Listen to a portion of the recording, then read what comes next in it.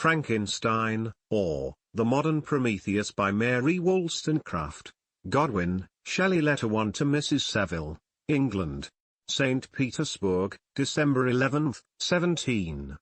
You will rejoice to hear that no disaster has accompanied the commencement of an enterprise which you have regarded with such evil forebodings. I arrived here yesterday, and my first task is to assure my dear sister of my welfare and increasing confidence in the success of my undertaking. I am already far north of London, and as I walk in the streets of Petersburg, I feel a cold northern breeze play upon my cheeks, which braces my nerves and fills me with delight. Do you understand this feeling? This breeze, which has travelled from the regions towards which I am advancing, gives me a foretaste of those icy climes. Inspirited by this wind of promise, my daydreams become more fervent and vivid. I try in vain to be persuaded that the pole is the seat of frost and desolation. It ever presents itself to my imagination as the region of beauty and delight.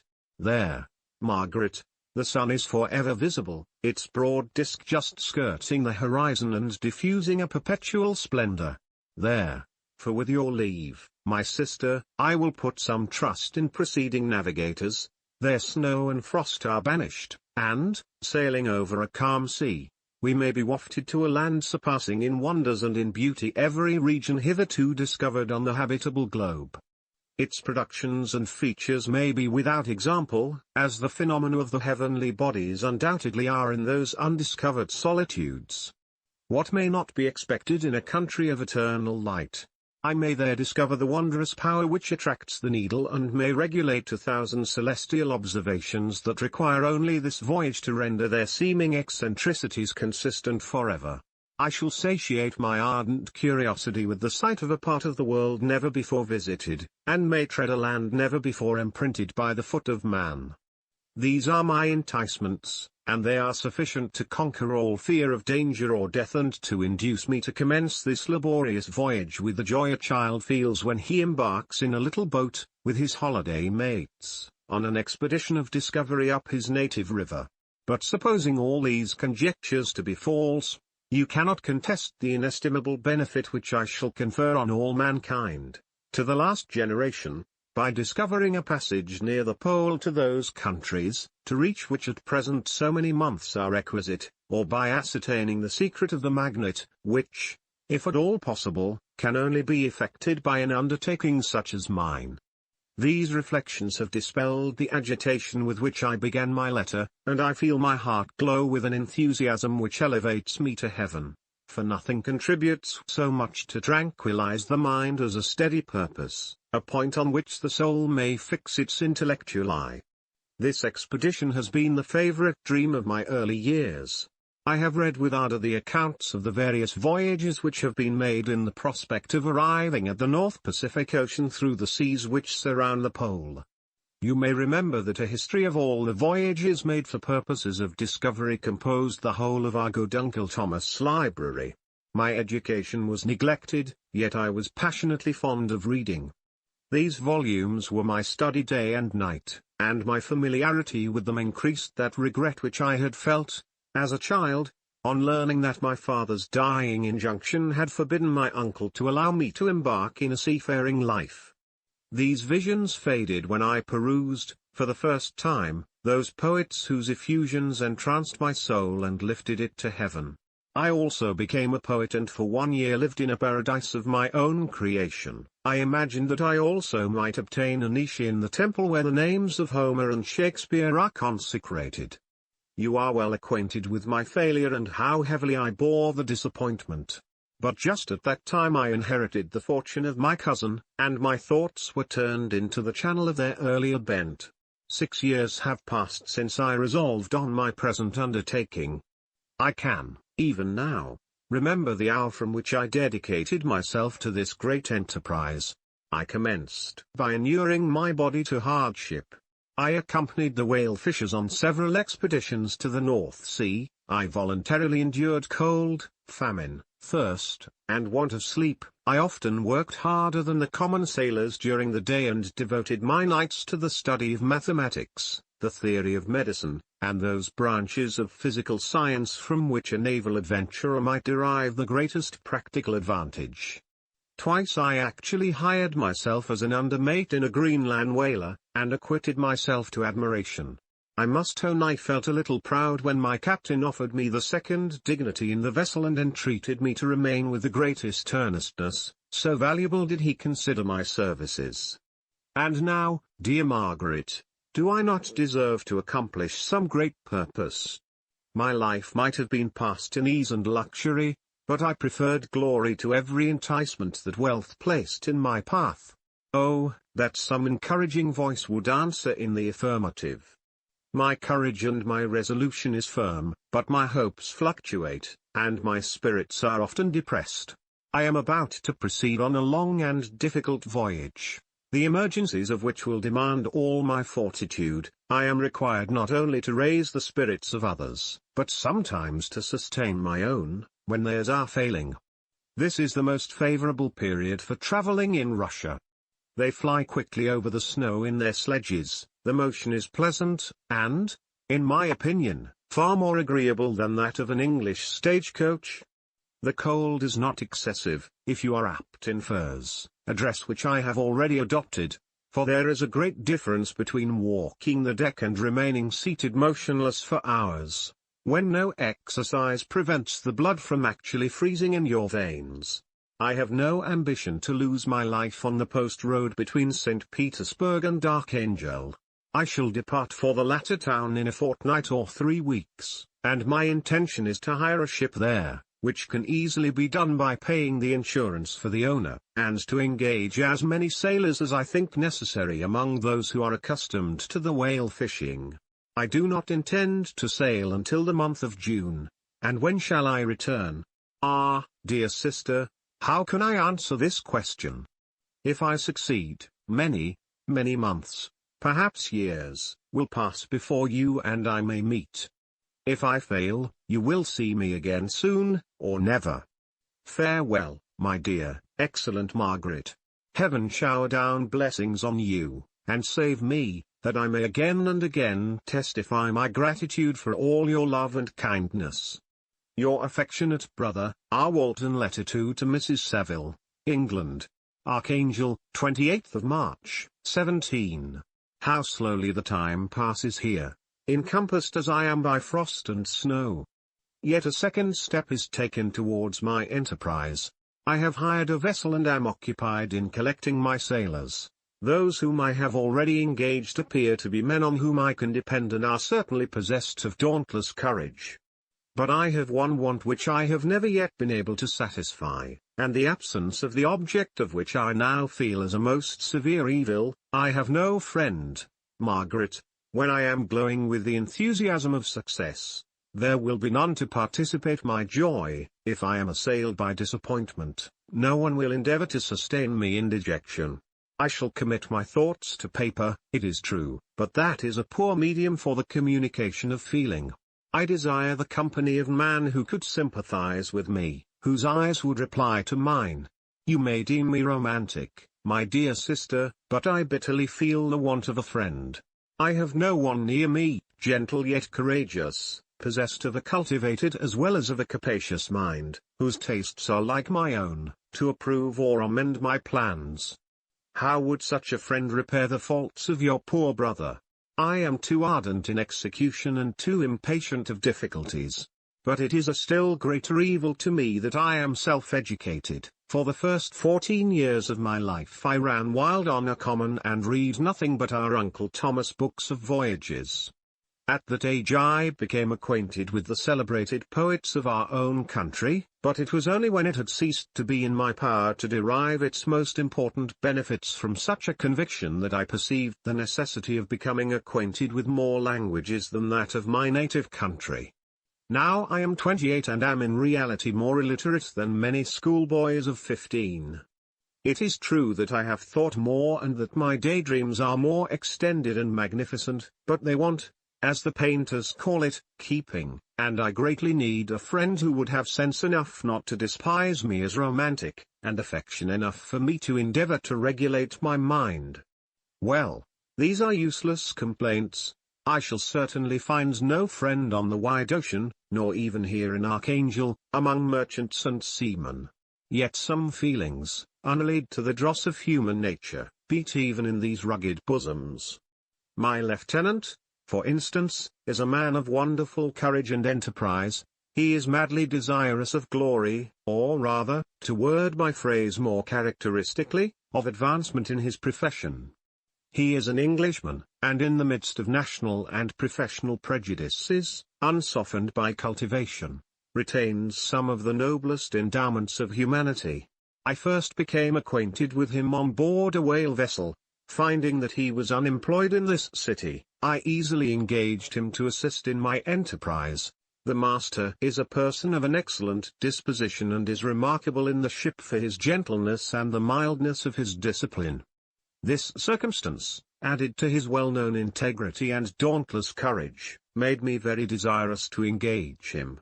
A youth passed in solitude, my best years spent under your gentle and feminine fosterage, has so refined the groundwork of my character that I cannot overcome an intense distaste to the usual brutality exercised on board ship. I have never believed it to be necessary, and when I heard of a mariner equally noted for his kindliness of heart and the respect and obedience paid to him by his crew, I felt myself peculiarly fortunate in being able to secure his services.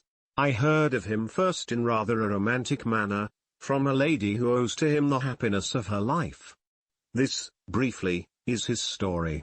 Some years ago he loved a young Russian lady of moderate fortune, and having amassed a considerable sum in prize money, the father of the girl consented to the match. He saw his mistress once before the destined ceremony, but she was bathed in tears, and throwing herself at his feet, entreated him to spare her, confessing at the same time that she loved another, but that he was poor, and that her father would never consent to the union. My generous friend reassured the suppliant, and on being informed of the name of her lover, instantly abandoned his pursuit. He had already bought a farm with his money, on which he had designed to pass the remainder of his life, but he bestowed the whole on his rival, together with the remains of his prize money to purchase stock, and then himself solicited the young woman's father to consent to her marriage with her lover, but the old man decidedly refused, thinking himself bound in honor to my friend, who, when he found the father inexorable, quitted his country, nor returned until he heard that his former mistress was married according to her inclinations. What a noble fellow! You will exclaim. He is so, but then he is wholly uneducated. He is as silent as a Turk, and a kind of ignorant carelessness attends him, which, while it renders his conduct the more astonishing, detracts from the interest and sympathy which otherwise he would command. Yet do not suppose, because I complain a little or because I can conceive a consolation for my toils which I may never know, that I am wavering in my resolutions. Those are as fixed as fate, and my voyage is only now delayed until the weather shall permit my embarkation. The winter has been dreadfully severe, but the spring promises well, and it is considered as a remarkably early season, so that perhaps I may sail sooner than I expected. I shall do nothing rashly. You know me sufficiently to confide in my prudence and considerateness whenever the safety of others is committed to my care. I cannot describe to you my sensations on the near prospect of my undertaking.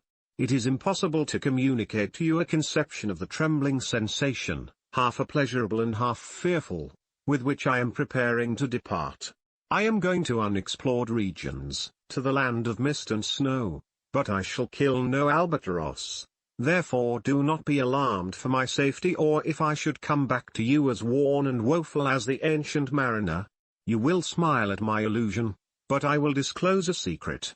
I have often attributed my attachment to, my passionate enthusiasm for, the dangerous mysteries of ocean to that production of the most imaginative of modern poets. There is something at work in my soul which I do not understand. I am practically industrious, painstaking, a workman to execute with perseverance and labor, but besides this there is a love for the marvelous, a belief in the marvelous, intertwined in all my projects, which hurries me out of the common pathways of men, even to the wild sea and unvisited regions I am about to explore. But to return to dearer considerations.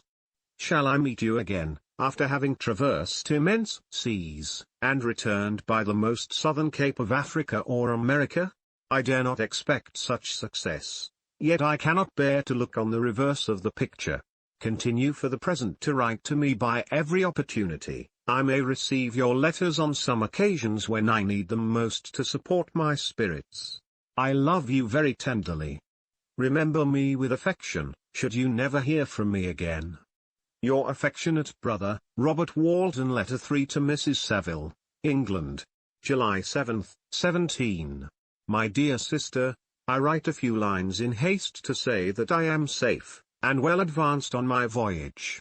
This letter will reach England by a merchantman now on its homeward voyage from Archangel, more fortunate than I, who may not see my native land, perhaps, for many years. I am, however, in good spirits. My men are bold and apparently firm of purpose, nor do the floating sheets of ice that continually pass us, indicating the dangers of the region towards which we are advancing, appear to dismay them. We have already reached a very high latitude, but it is the height of summer, and although not so warm as in England, the southern gales, which blow us speedily towards those shores which I so ardently desire to attain, breathe a degree of renovating warmth which I had not expected. No incidents have hitherto befallen us that would make a figure in a letter. 1 or 2 stiff gales and the springing of a leak are accidents which experienced navigators scarcely remember to record, and I shall be well content if nothing worse happen to us during our voyage. Adieu, my dear Margaret. Be assured that for my own sake, as well as yours, I will not rashly encounter danger. I will be cool, persevering, and prudent, but success shall crown my endeavors. Wherefore not? Thus far I have gone, tracing a secure way over the pathless seas, the very stars themselves being witnesses and testimonies of my triumph. Why not still proceed over the untamed yet obedient element? What can stop the determined heart and resolved will of man? My swelling heart involuntarily pours itself out thus. But I must finish. Heaven bless my beloved sister. R.W. Letter 4 to Mrs. Saville, England, August 5, 17. So strange an accident has happened to us that I cannot forbear recording it, although it is very probable that you will see me before these papers can come into your possession. Last Monday, July 31st, we were nearly surrounded by ice, which closed in the ship on all sides, scarcely leaving her the sea room in which she floated. Our situation was somewhat dangerous, especially as we were compassed round by a very thick fog. We accordingly lay to, hoping that some change would take place in the atmosphere and weather. About 2 o'clock the mist cleared away, and we beheld, stretched out in every direction, vast and irregular plains of ice, which seemed to have no end. Some of my comrades groaned, and my own mind began to grow watchful with anxious thoughts, when a strange sight suddenly attracted our attention and diverted our solicitude from our own situation.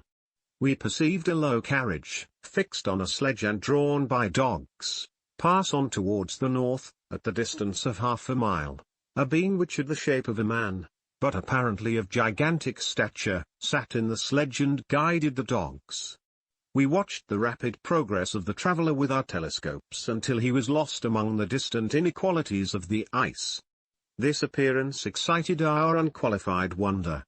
We were, as we believed, many hundred miles from any land, but this apparition seemed to denote that it was not, in reality, so distant as we had supposed.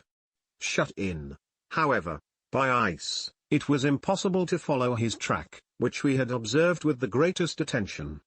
About 2 hours after this occurrence we heard the ground sea, and before night the ice broke and freed our ship. We, however, lay to until the morning, fearing to encounter in the dark those large loose masses which float about after the breaking up of the ice. I profited of this time to rest for a few hours. In the morning, however, as soon as it was light, I went upon deck and found all the sailors busy on one side of the vessel, apparently talking to someone in the sea. It was, in fact, a sledge, like that we had seen before, which had drifted towards us in the night on a large fragment of ice. Only one dog remained alive, but there was a human being within it whom the sailors were persuading to enter the vessel. He was not, as the other traveler seemed to be, a savage inhabitant of some undiscovered island, but a European. When I appeared on deck, the master said, "Here is our captain, and he will not allow you to perish on the open sea." On perceiving me, the stranger addressed me in English, although with a foreign accent. "Before I come on board your vessel," said he, "will you have the kindness to inform me whither you are bound?" You may conceive my astonishment on hearing such a question addressed to me from a man on the brink of destruction, and to whom I should have supposed that my vessel would have been a resource which he would not have exchanged for the most precious wealth the earth can afford. I replied, however, that we were on a voyage of discovery towards the northern pole. Upon hearing this he appeared satisfied and consented to come on board. Good God! Margaret, if you had seen the man who thus capitulated for his safety, your surprise would have been boundless. His limbs were nearly frozen, and his body dreadfully emaciated by fatigue and suffering. I never saw a man in so wretched a condition. We attempted to carry him into the cabin, but as soon as he had quitted the fresh air he fainted. We accordingly brought him back to the deck and restored him to animation by rubbing him with brandy and forcing him to swallow a small quantity. As soon as he showed signs of life we wrapped him up in blankets and placed him near the chimney of the kitchen stove. By slow degrees he recovered and ate a little soup, which restored him wonderfully. 2 days passed in this manner before he was able to speak, and I often feared that his sufferings had deprived him of understanding. When he had in some measure recovered, I removed him to my own cabin and attended on him as much as my duty would permit. I never saw a more interesting creature. His eyes have generally an expression of wildness, and even madness, but there are moments when, if anyone performs an act of kindness towards him or does him any the most trifling service, his whole countenance is lighted up, as it were, with a beam of benevolence and sweetness that I never saw equalled. But he is generally melancholy and despairing, and sometimes he gnashes his teeth, as if impatient of the weight of woes that oppresses him. When my guest was a little recovered I had great trouble to keep off the men, who wished to ask him 1,000 questions, but I would not allow him to be tormented by their idle curiosity, in a state of body and mind whose restoration evidently depended upon entire repose.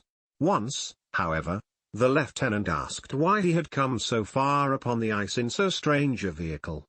His countenance instantly assumed an aspect of the deepest gloom, and he replied, "To seek one who fled from me." "And did the man whom you pursued travel in the same fashion?" "Yes." "Then I fancy we have seen him, for the day before we picked you up we saw some dogs drawing a sledge, with a man in it, across the ice." This aroused the stranger's attention, and he asked a multitude of questions concerning the route which the demon, as he called him, had pursued. Soon after, when he was alone with me, he said, "I have, doubtless, excited your curiosity, as well as that of these good people, but you are too considerate to make inquiries. Certainly, it would indeed be very impertinent and inhuman in me to trouble you with any inquisitiveness of mine. And yet you rescued me from a strange and perilous situation. You have benevolently restored me to life." Soon after this he inquired if I thought that the breaking up of the ice had destroyed the other sledge. I replied that I could not answer with any degree of certainty, for the ice had not broken until near midnight, and the traveler might have arrived at a place of safety before that time, but of this I could not judge. From this time a new spirit of life animated the decaying frame of the stranger. He manifested the greatest eagerness to be upon deck to watch for the sledge which had before appeared, but I have persuaded him to remain in the cabin, for he is far too weak to sustain the rawness of the atmosphere. I have promised that someone should watch for him and give him instant notice if any new object should appear in sight. Such is my journal of what relates to this strange occurrence up to the present day.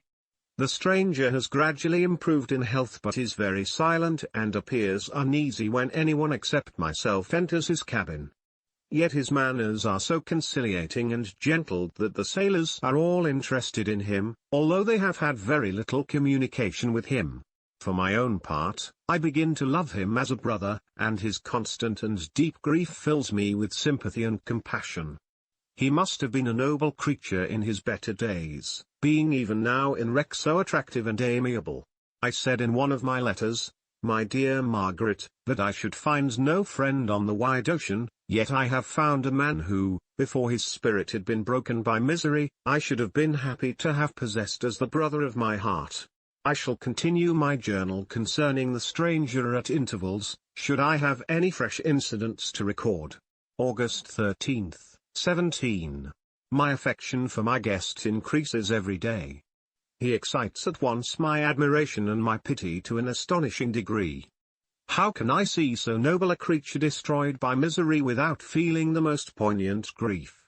He is so gentle, yet so wise, his mind is so cultivated, and when he speaks, although his words are culled with the choicest art, yet they flow with rapidity and unparalleled eloquence. He is now much recovered from his illness and is continually on the deck, apparently watching for the sledge that preceded his own.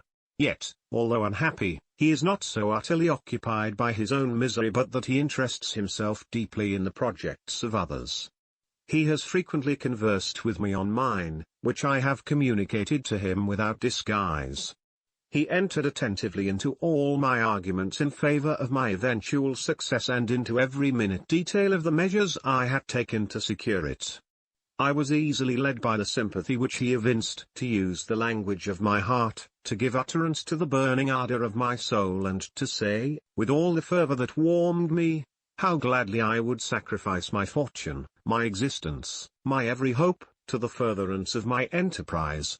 One man's life or death were but a small price to pay for the acquirement of the knowledge which I sought, for the dominion I should acquire and transmit over the elemental foes of our race. As I spoke, a dark gloom spread over my listener's countenance. At first I perceived that he tried to suppress his emotion. He placed his hands before his eyes, and my voice quivered and failed me as I beheld tears trickle fast from between his fingers. A groan burst from his heaving breast.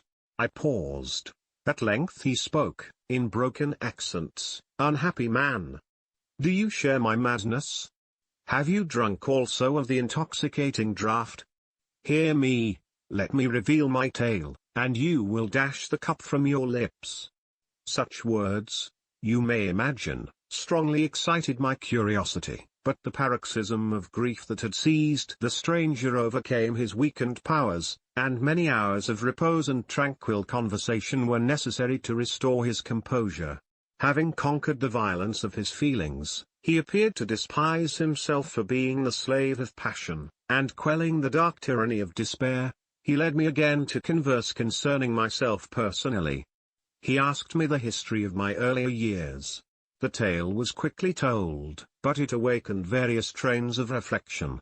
I spoke of my desire of finding a friend, of my thirst for a more intimate sympathy with a fellow mind than had ever fallen to my lot, and expressed my conviction that a man could boast of little happiness who did not enjoy this blessing. "I agree with you," replied the stranger, "we are unfashioned creatures, but half made up, if one wiser, better, dearer than ourselves. Such a friend ought to be. Do not lend his aid to perfection at our weak and faulty natures. I once had a friend, the most noble of human creatures, and am entitled, therefore, to judge respecting friendship. You have hope, and the world before you, and have no cause for despair. But I have lost everything and cannot begin life anew." As he said this, his countenance became expressive of a calm, settled grief that touched me to the heart. But he was silent and presently retired to his cabin. Even broken in spirit as he is, no one can feel more deeply than he does the beauties of nature. The starry sky, the sea, and every sight afforded by these wonderful regions seem still to have the power of elevating his soul from earth. Such a man has a double existence. He may suffer misery and be overwhelmed by disappointments. Yet when he has retired into himself, he will be like a celestial spirit that has a halo around him, within whose circle no grief or folly ventures. Will you smile at the enthusiasm I express concerning this divine wanderer? You would not if you saw him. You have been tutored and refined by books and retirement from the world, and you are therefore somewhat fastidious, but this only renders you the more fit to appreciate the extraordinary merits of this wonderful man. Sometimes I have endeavored to discover what quality it is which he possesses that elevates him so immeasurably above any other person I ever knew.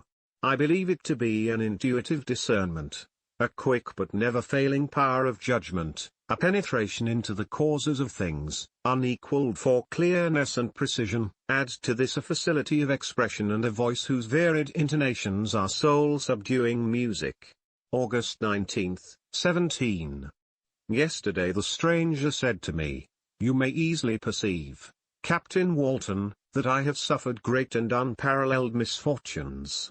I had determined at one time that the memory of these evils should die with me, but you have won me to alter my determination. You seek for knowledge and wisdom, as I once did, and I ardently hope that the gratification of your wishes may not be a serpent to sting you, as mine has been.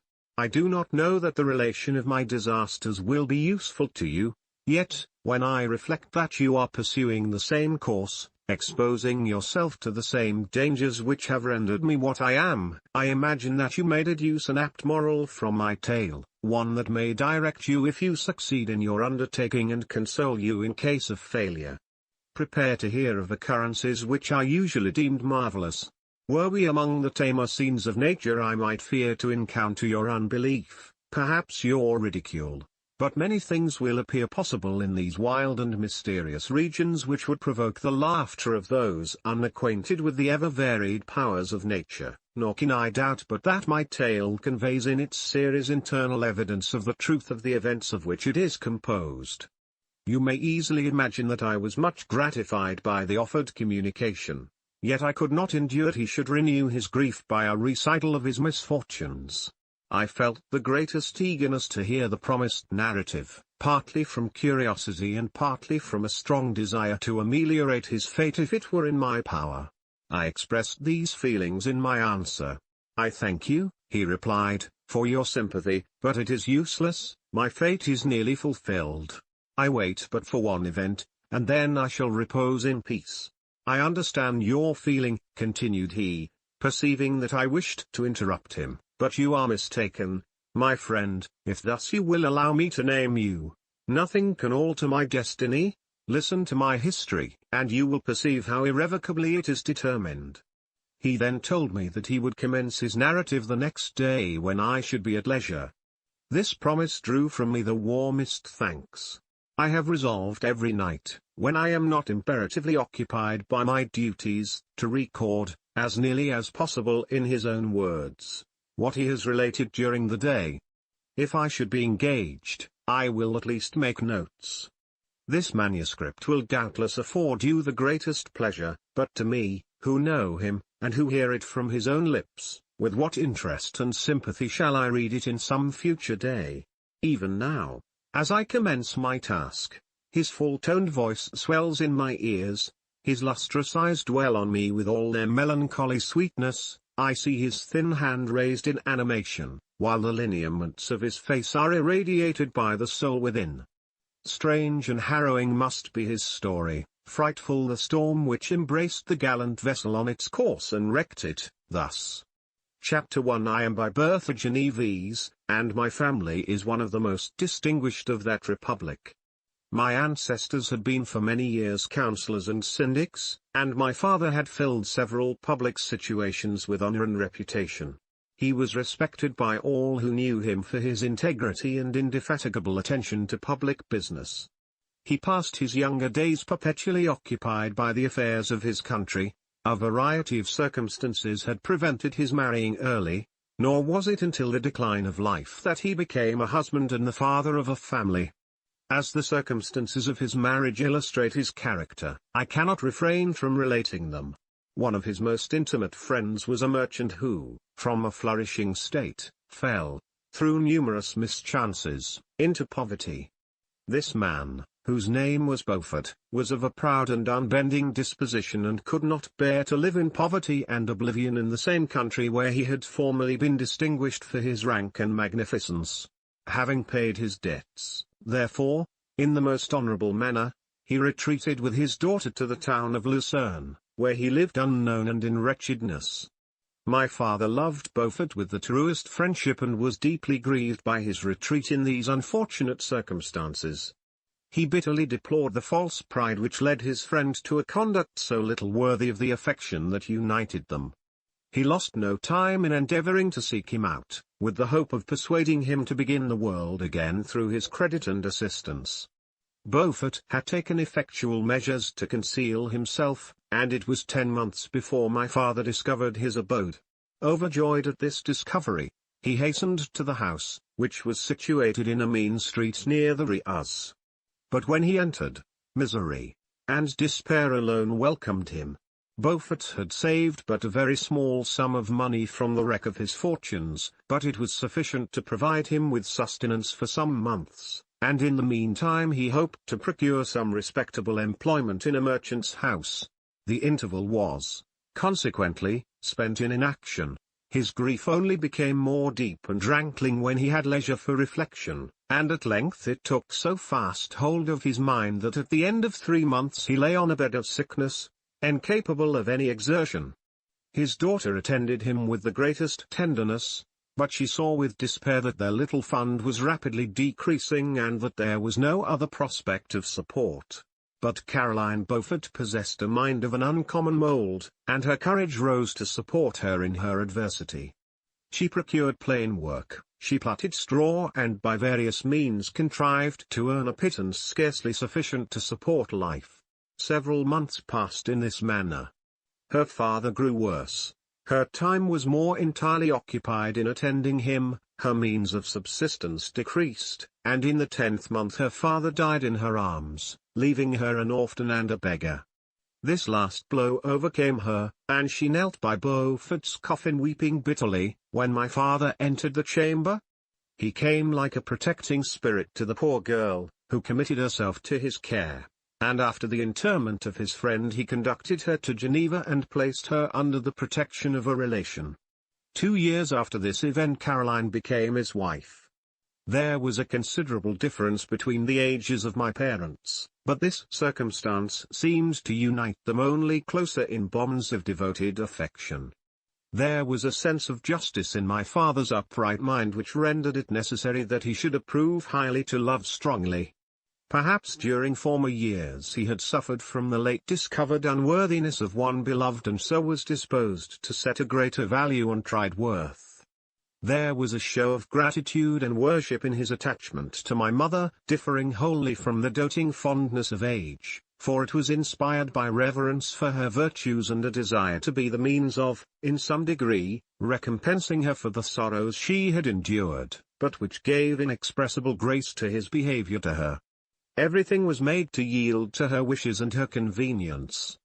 He strove to shelter her, as a fair exotic is sheltered by the gardener, from every rougher wind and to surround her with all that could tend to excite pleasurable emotion in her soft and benevolent mind.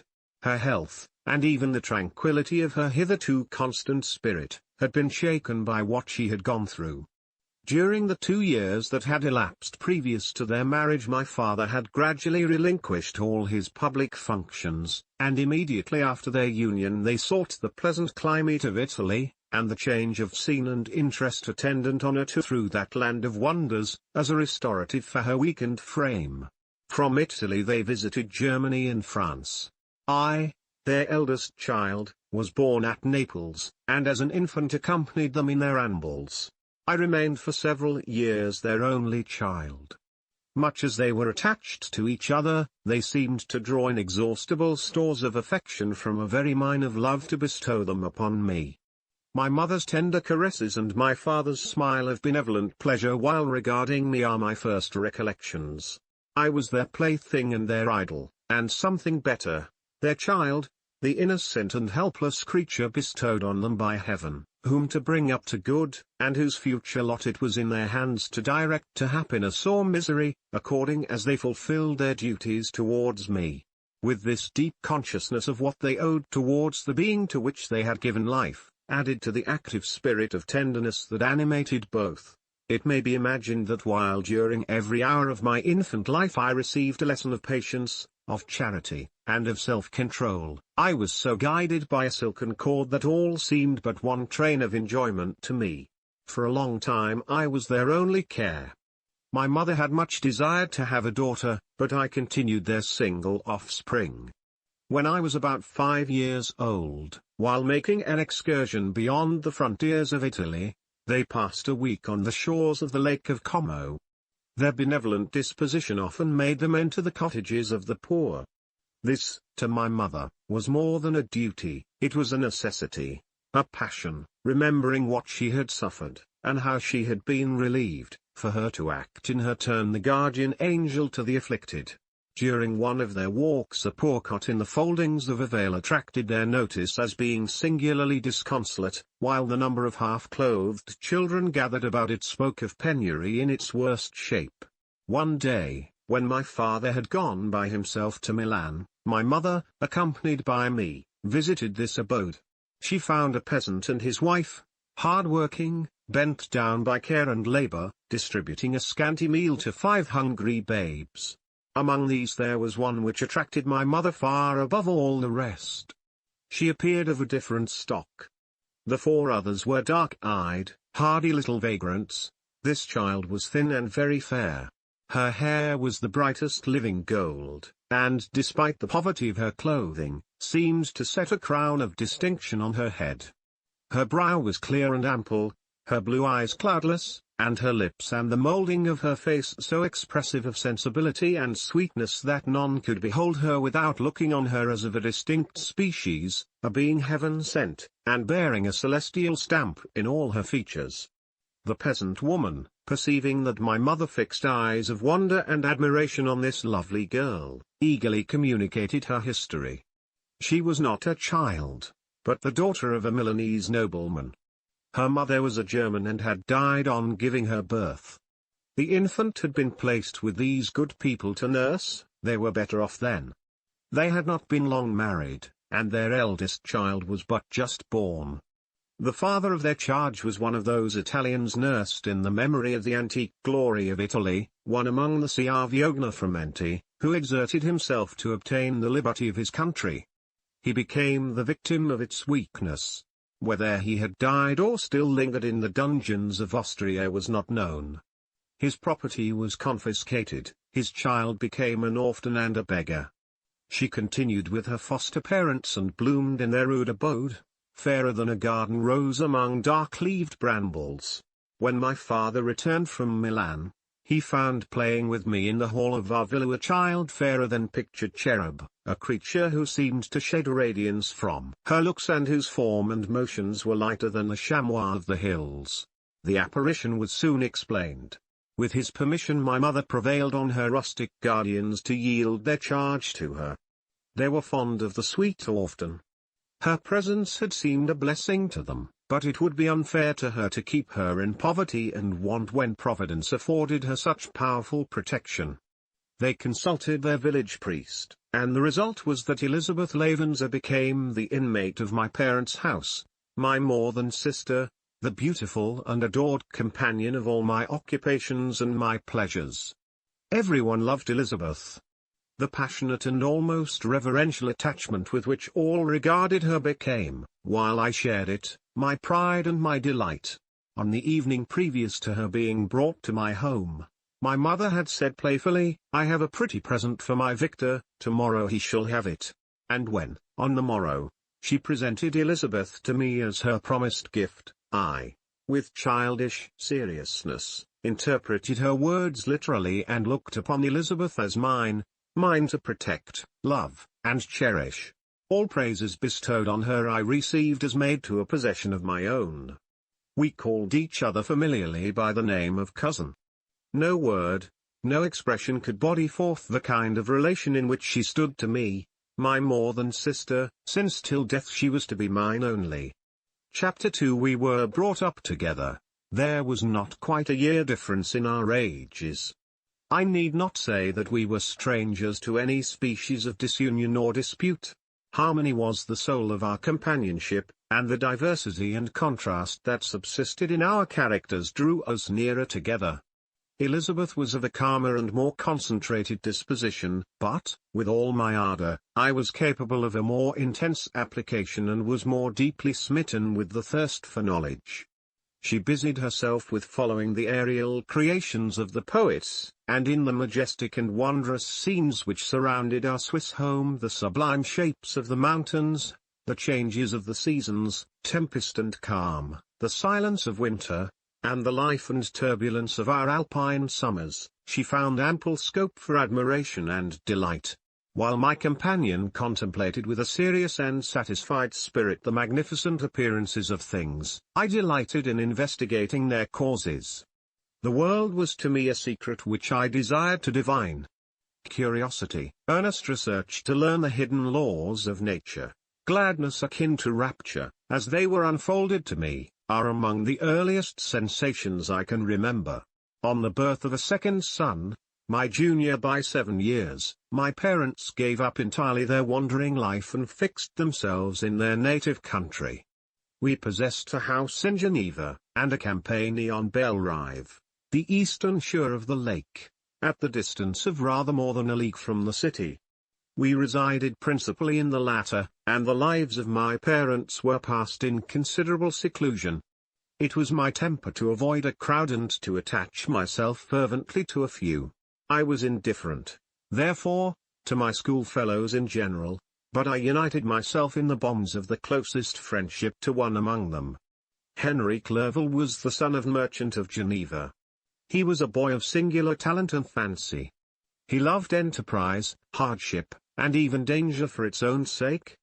He was deeply read in books of chivalry and romance. He composed heroic songs and began to write many a tale of enchantment and knightly adventure. He tried to make us act plays and to enter into masquerades, in which the characters were drawn from the heroes of Roncesvalles, of the Round Table of King Arthur, and the chivalrous train who shed their blood to redeem the Holy Sepulchre from the hands of the infidels. No human being could have passed a happier childhood than myself. My parents were possessed by the very spirit of kindness and indulgence. We felt that they were not the tyrants to rule our lot according to their caprice, but the agents and creators of all the many delights which we enjoyed. When I mingled with other families I distinctly discerned how peculiarly fortunate my lot was, and gratitude assisted the development of filial love. My temper was sometimes violent, and my passions vehement, but by some law in my temperature they were turned not towards childish pursuits but to an eager desire to learn, and not to learn all things indiscriminately. I confess that neither the structure of languages, nor the code of governments, nor the politics of various states possessed attractions for me. It was the secrets of heaven and earth that I desired to learn, and whether it was the outward substance of things or the inner spirit of nature and the mysterious soul of man that occupied me, still my inquiries were directed to the metaphysical, or in its highest sense, the physical secrets of the world. Meanwhile Clerval occupied himself, so to speak, with the moral relations of things. The busy stage of life, the virtues of heroes, and the actions of men were his theme, and his hope and his dream was to become one among those whose names are recorded in story as the gallant and adventurous benefactors of our species. The saintly soul of Elizabeth shone like a shrine-dedicated lamp in our peaceful home. Her sympathy was ours, her smile, her soft voice, the sweet glance of her celestial eyes, were ever there to bless and animate us. She was the living spirit of love to soften and attract. I might have become sullen in my study, rough through the ardor of my nature, but that she was there to subdue me to a semblance of her own gentleness. And Clerval, could aught ill entrench on the noble spirit of Clerval? Yet he might not have been so perfectly humane, so thoughtful in his generosity, so full of kindness and tenderness amidst his passion for adventurous exploit, had she not unfolded to him the real loveliness of beneficence and made the doing good the end and aim of his soaring ambition. I feel exquisite pleasure in dwelling on the recollections of childhood, before misfortune had tainted my mind and changed its bright visions of extensive usefulness into gloomy and narrow reflections upon self. Besides, in drawing the picture of my early days, I also record those events which led, by insensible steps, to my after-tale of misery. For when I would account to myself for the birth of that passion which afterwards ruled my destiny, I find it rise, like a mountain river, from ignoble and almost forgotten sources, but, swelling as it proceeded, it became the torrent which, in its course, has swept away all my hopes and joys. Natural philosophy is the genius that has regulated my fate. I desire, therefore, in this narration, to state those facts which led to my predilection for that science. When I was 13 years of age we all went on a party of pleasure to the baths near Thonon. The inclemency of the weather obliged us to remain a day confined to the inn. In this house I chanced to find a volume of the works of Cornelius Agrippa. I opened it with apathy. The theory which he attempts to demonstrate and the wonderful facts which he relates soon changed this feeling into enthusiasm. A new light seemed to dawn upon my mind, and bounding with joy, I communicated my discovery to my father. My father looked carelessly at the title page of my book and said, "Ah, Cornelius Agrippa. My dear Victor, do not waste your time upon this, it is sad trash."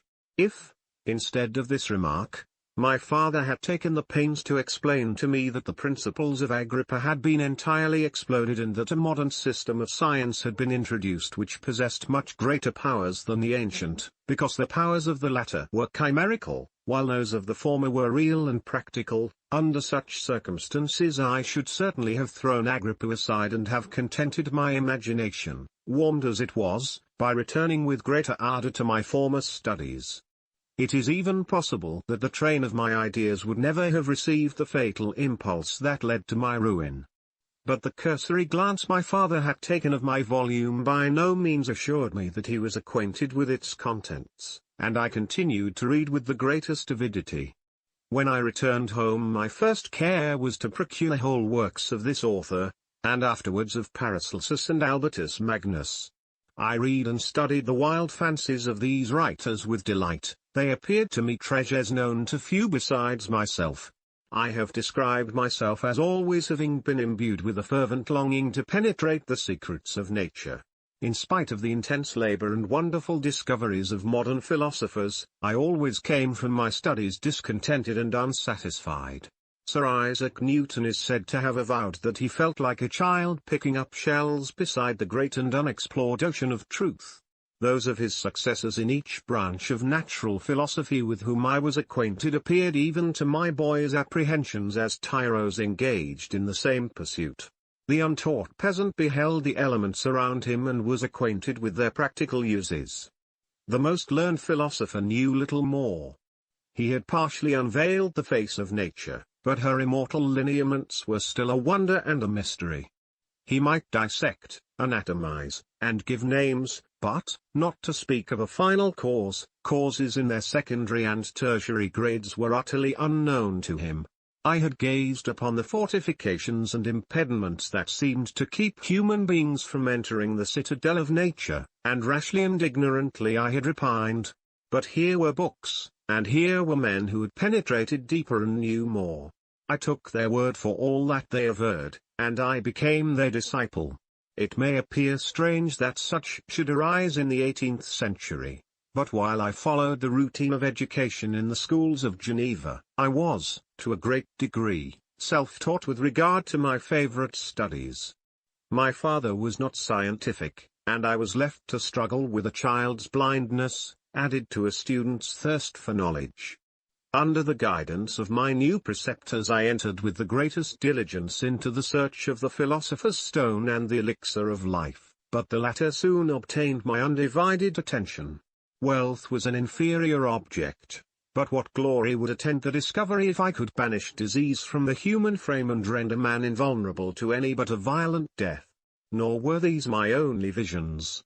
The raising of ghosts or devils was a promise liberally accorded by my favorite authors, the fulfillment of which I most eagerly sought, and if my incantations were always unsuccessful, I attributed the failure rather to my own inexperience and mistake than to a want of skill or fidelity in my instructors.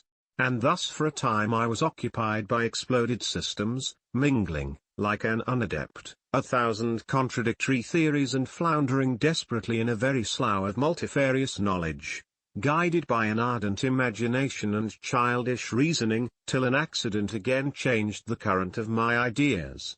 When I was about 15 years old we had retired to our house near Belrive, when we witnessed a most violent and terrible thunderstorm.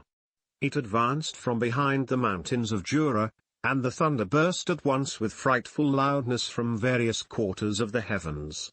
I remained, while the storm lasted, watching its progress with curiosity and delight. As I stood at the door, on a sudden I beheld a stream of fire issue from an old and beautiful oak which stood about 20 yards from our house, and so soon as the dazzling light vanished, the oak had disappeared, and nothing remained but a blasted stump. When we visited it the next morning, we found the tree shattered in a singular manner. It was not splintered by the shock, but entirely reduced to thin ribbons of wood. I never beheld anything so utterly destroyed. Before this I was not unacquainted with the more obvious laws of electricity. On this occasion a man of great research in natural philosophy was with us, and excited by this catastrophe, he entered on the explanation of a theory which he had formed on the subject of electricity and galvanism, which was at once new and astonishing to me. All that he said threw greatly into the shade Cornelius Agrippa, Albertus Magnus, and Paracelsus, the lords of my imagination, but by some fatality the overthrow of these men disinclined me to pursue my accustomed studies. It seemed to me as if nothing would or could ever be known. All that had so long engaged my attention suddenly grew despicable. By one of those caprices of the mind which we are perhaps most subject to in early youth, I at once gave up my former occupations, set down natural history and all its progeny as a deformed and abortive creation, and entertained the greatest disdain for a would-be science which could never even step within the threshold of real knowledge. In this mood of mind I betook myself to the mathematics and their branches of study appertaining to that science as being built upon secure foundations, and so worthy of my consideration. Thus strangely are our souls constructed, and by such slight ligaments are we bound to prosperity or ruin. When I look back, it seems to me as if this almost miraculous change of inclination and will was the immediate suggestion of the guardian angel of my life, the last effort made by the spirit of preservation to avert the storm that was even then hanging in the stars and ready to envelop me. Her victory was announced by an unusual tranquility and gladness of soul which followed the relinquishing of my ancient and latterly tormenting studies. It was thus that I was to be taught to associate evil with their prosecution, happiness with their disregard. It was a strong effort of the spirit of good, but it was ineffectual. Destiny was too potent, and her immutable laws had decreed my utter and terrible destruction. Chapter 3 When I had attained the age of 17 my parents resolved that I should become a student at the University of Ingolstadt. I had hitherto attended the schools of Geneva, but my father thought it necessary for the completion of my education that I should be made acquainted with other customs than those of my native country. My departure was therefore fixed at an early date. But before the day resolved upon could arrive, the first misfortune of my life occurred, an omen, as it were, of my future misery. Elizabeth had caught the scarlet fever. Her illness was severe, and she was in the greatest danger. During her illness many arguments had been urged to persuade my mother to refrain from attending upon her. She had at first yielded to our entreaties, but when she heard that the life of her favorite was menaced, she could no longer control her anxiety. She attended her sickbed. Her watchful attentions triumphed over the malignity of the distemper. Elizabeth was saved, but the consequences of this imprudence were fatal to her preserver. On the third day my mother sickened. Her fever was accompanied by the most alarming symptoms, and the looks of her medical attendants prognosticated the worst event. On her deathbed the fortitude and benignity of this best of women did not desert her. She joined the hands of Elizabeth and myself. "My children," she said, "my firmest hopes of future happiness were placed on the prospect of your union. This expectation will now be the consolation of your father. Elizabeth, my love, you must supply my place to my younger children. Alas! I regret that I am taken from you, and, happy and beloved as I have been, is it not hard to quit you all? But these are not thoughts befitting me. I will endeavor to resign myself cheerfully to death and will indulge a hope of meeting you in another world." She died calmly, and her countenance expressed affection even in death. I need not describe the feelings of those whose dearest ties are rent by that most irreparable evil, the void that presents itself to the soul, and the despair that is exhibited on the countenance. It is so long before the mind can persuade itself that she whom we saw every day and whose very existence appeared a part of our own can have departed forever, that the brightness of a beloved eye can have been extinguished and the sound of a voice so familiar and dear to the ear can be hushed, never more to be heard. These are their reflections of the first days, but when the lapse of time proves the reality of the evil, then the actual bitterness of grief commences. Yet from whom has not that rude hand rent away some dear connection? And why should I describe a sorrow which all have felt, and must feel?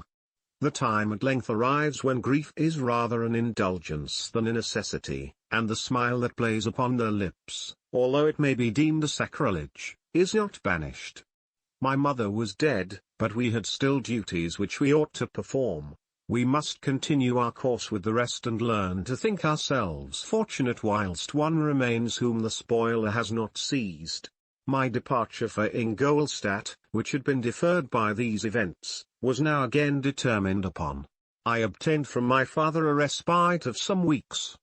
It appeared to me sacrilege so soon to leave the repose, akin to death, of the house of mourning and to rush into the thick of life. I was new to sorrow, but it did not the less alarm me.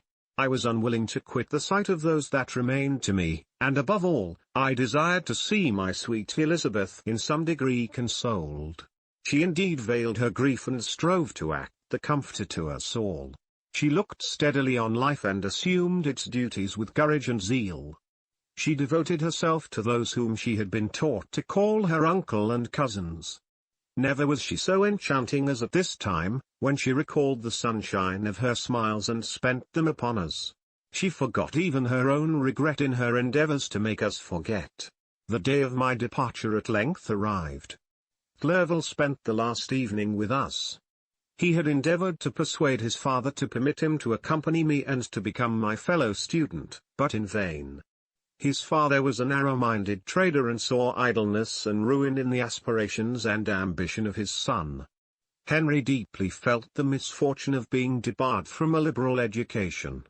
He said little, but when he spoke I read in his kindling eye and in his animated glance a restrained but firm resolve not to be chained to the miserable details of commerce. We sat late. We could not tear ourselves away from each other nor persuade ourselves to say the word farewell. It was said, and we retired under the pretence of seeking repose, each fancying that the other was deceived, but when at morning's dawn I descended to the carriage which was to convey me away, they were all there. My father again to bless me, Clerval to press my hand once more, my Elizabeth to renew her entreaties that I would write often and to bestow the last feminine attentions on her playmate and friend. I threw myself into the chaise that was to convey me away and indulged in the most melancholy reflections. I, who had ever been surrounded by amiable companions, continually engaged in endeavoring to bestow mutual pleasure, I was now alone. In the university whither I was going I must form my own friends and be my own protector. My life had hitherto been remarkably secluded and domestic, and this had given me invincible repugnance to new countenances. I loved my brothers, Elizabeth, and Clerval. These were old familiar faces. But I believed myself totally unfitted for the company of strangers. Such were my reflections as I commenced my journey, but as I proceeded, my spirits and hopes rose. I ardently desired the acquisition of knowledge. I had often, when at home, thought it hard to remain during my youth cooped up in one place and had longed to enter the world and take my station among other human beings. Now my desires were complied with, and it would, indeed, have been folly to repent. I had sufficient leisure for these and many other reflections during my journey to Ingolstadt, which was long and fatiguing. At length the high white steeple of the town met my eyes. I alighted and was conducted to my solitary apartment to spend the evening as I pleased. The next morning I delivered my letters of introduction and paid a visit to some of the principal professors. Chance, or rather the evil influence, the angel of destruction, which asserted omnipotent sway over me from the moment I turned my reluctant steps from my father's door, led me first to M. Krempe, professor of natural philosophy. He was an uncouth man, but deeply imbued in the secrets of his science. He asked me several questions concerning my progress in the different branches of science appertaining to natural philosophy. I replied carelessly, and partly in contempt, mentioned the names of my alchemists as the principal authors I had studied. The professor stared. "Have you," he said, "really spent your time in studying such nonsense?" I replied in the affirmative. "Every minute," continued M. Krempe with warmth, "every instant that you have wasted on those books is utterly and entirely lost. You have burdened your memory with exploded systems and useless names. Good God! In what desert land have you lived, where no one was kind enough to inform you that these fancies which you have so greedily imbibed are 1,000 years old and as musty as they are ancient? I little expected, in this enlightened and scientific age, to find a disciple of Albertus Magnus and Paracelsus. My dear sir, you must begin your studies entirely anew." So saying, he stepped aside and wrote down a list of several books treating of natural philosophy which he desired me to procure, and dismissed me after mentioning that in the beginning of the following week he intended to commence a course of lectures upon natural philosophy in its general relations, and that M. Waldman, a fellow professor, would lecture upon chemistry the alternate days that he omitted. I returned home not disappointed, for I have said that I had long considered those authors useless whom the professor reprobated, but I returned not at all the more inclined to recur to these studies in any shape. M. Krempe was a little squat man with a gruff voice and a repulsive countenance. The teacher, therefore, did not prepossess me in favor of his pursuits. In rather a too philosophical and connected a strain, perhaps, I have given an account of the conclusions I had come to concerning them in my early years. As a child I had not been content with the results promised by the modern professors of natural science. With a confusion of ideas only to be accounted for by my extreme youth and my want of a guide on such matters, I had retrod the steps of knowledge along the paths of time and exchanged the discoveries of recent inquirers for the dreams of forgotten alchemists. Besides, I had a contempt for the uses of modern natural philosophy. It was very different when the masters of the science sought immortality and power. Such views, although futile, were grand, but now the scene was changed. The ambition of the inquirer seemed to limit itself to the annihilation of those visions on which my interest in science was chiefly founded. I was required to exchange chimeras of boundless grandeur for realities of little worth. Such were my reflections during the first 2 or 3 days of my residence at Ingolstadt, which were chiefly spent in becoming acquainted with the localities and the principal residents in my new abode. But as the ensuing week commenced, I thought of the information which M. Krempe had given me concerning the lectures. And although I could not consent to go and hear that little conceited fellow deliver sentences out of a pulpit, I recollected what he had said of M. Waldman, whom I had never seen, as he had hitherto been out of town. Partly from curiosity and partly from idleness, I went into the lecturing room, which M. Waldman entered shortly after. This professor was very unlike his colleague. He appeared about 50 years of age, but with an aspect expressive of the greatest benevolence. A few grey hairs covered his temples, but those at the back of his head were nearly black. His person was short but remarkably erect and his voice the sweetest I had ever heard. He began his lecture by a recapitulation of the history of chemistry and the various improvements made by different men of learning, pronouncing with fervor the names of the most distinguished discoverers. He then took a cursory view of the present state of the science and explained many of its elementary terms. After having made a few preparatory experiments, he concluded with a panegyric upon modern chemistry, the terms of which I shall never forget. "The ancient teachers of this science," said he, "promised impossibilities and performed nothing. The modern masters promise very little. They know that metals cannot be transmuted and that the elixir of life is a chimera, but these philosophers, whose hands seem only made to dabble in dirt, and their eyes to pore over the microscope or crucible, have indeed performed miracles. They penetrate into the recesses of nature and show how she works in her hiding places. They ascend into the heavens. They have discovered how the blood circulates, and the nature of the air we breathe. They have acquired new and almost unlimited powers. They can command the thunders of heaven, mimic the earthquake, and even mock the invisible world with its own shadows." Such were the professor's words, rather let me say such the words of the fate, announced to destroy me. As he went on I felt as if my soul were grappling with a palpable enemy. One by one the various keys were touched which formed the mechanism of my being, chord after chord was sounded, and soon my mind was filled with one thought, one conception, one purpose. "So much has been done," exclaimed the soul of Frankenstein, "more, far more, will I achieve. Treading in the steps already marked, I will pioneer a new way, explore unknown powers, and unfold to the world the deepest mysteries of creation." I closed not my eyes that night. My internal being was in a state of insurrection and turmoil. I felt that order would thence arise, but I had no power to produce it.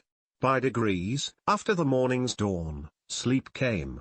I awoke, and my yesternight's thoughts were as a dream. There only remained a resolution to return to my ancient studies and to devote myself to a science for which I believed myself to possess a natural talent. On the same day I paid M. Waldman a visit. His manners in private were even more mild and attractive than in public, for there was a certain dignity in his mien during his lecture which in his own house was replaced by the greatest affability and kindness. I gave him pretty nearly the same account of my former pursuits as I had given to his fellow professor. He heard with attention the little narration concerning my studies and smiled at the names of Cornelius Agrippa and Paracelsus, but without the contempt that M. Krempe had exhibited. He said that these were men to whose indefatigable zeal modern philosophers were indebted for most of the foundations of their knowledge. They had left to us, as an easier task, to give new names and arrange in connected classifications the facts which they in a great degree had been the instruments of bringing to light. The labors of men of genius, however erroneously directed, scarcely ever fail in ultimately turning to the solid advantage of mankind. I listened to his statement, which was delivered without any presumption or affectation, and then added that his lecture had removed my prejudices against modern chemists. I expressed myself in measured terms, with the modesty and deference due from a youth to his instructor, without letting escape. Inexperience in life would have made me ashamed, any of the enthusiasm which stimulated my intended labors. I requested his advice concerning the books I ought to procure. "I am happy," said M. Waldman, "to have gained a disciple, and if your application equals your ability, I have no doubt of your success. Chemistry is that branch of natural philosophy in which the greatest improvements have been and may be made. It is on that account that I have made it my peculiar study, but at the same time, I have not neglected the other branches of science. A man would make but a very sorry chemist if he attended to that department of human knowledge alone. If your wish is to become really a man of science and not merely a petty experimentalist, I should advise you to apply to every branch of natural philosophy, including mathematics." He then took me into his laboratory and explained to me the uses of his various machines, instructing me as to what I ought to procure and promising me the use of his own when I should have advanced far enough in the science not to derange their mechanism. He also gave me the list of books which I had requested, and I took my leave. Thus ended a day memorable to me. It decided my future destiny. Chapter 4. From this day natural philosophy, and particularly chemistry, in the most comprehensive sense of the term, became nearly my sole occupation.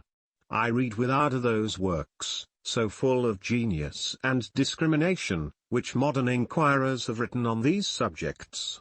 I attended the lectures and cultivated the acquaintance of the men of science of the university, and I found even in M. Krempe a great deal of sound sense and real information, combined, it is true, with a repulsive physiognomy and manners, but not on that account the less valuable.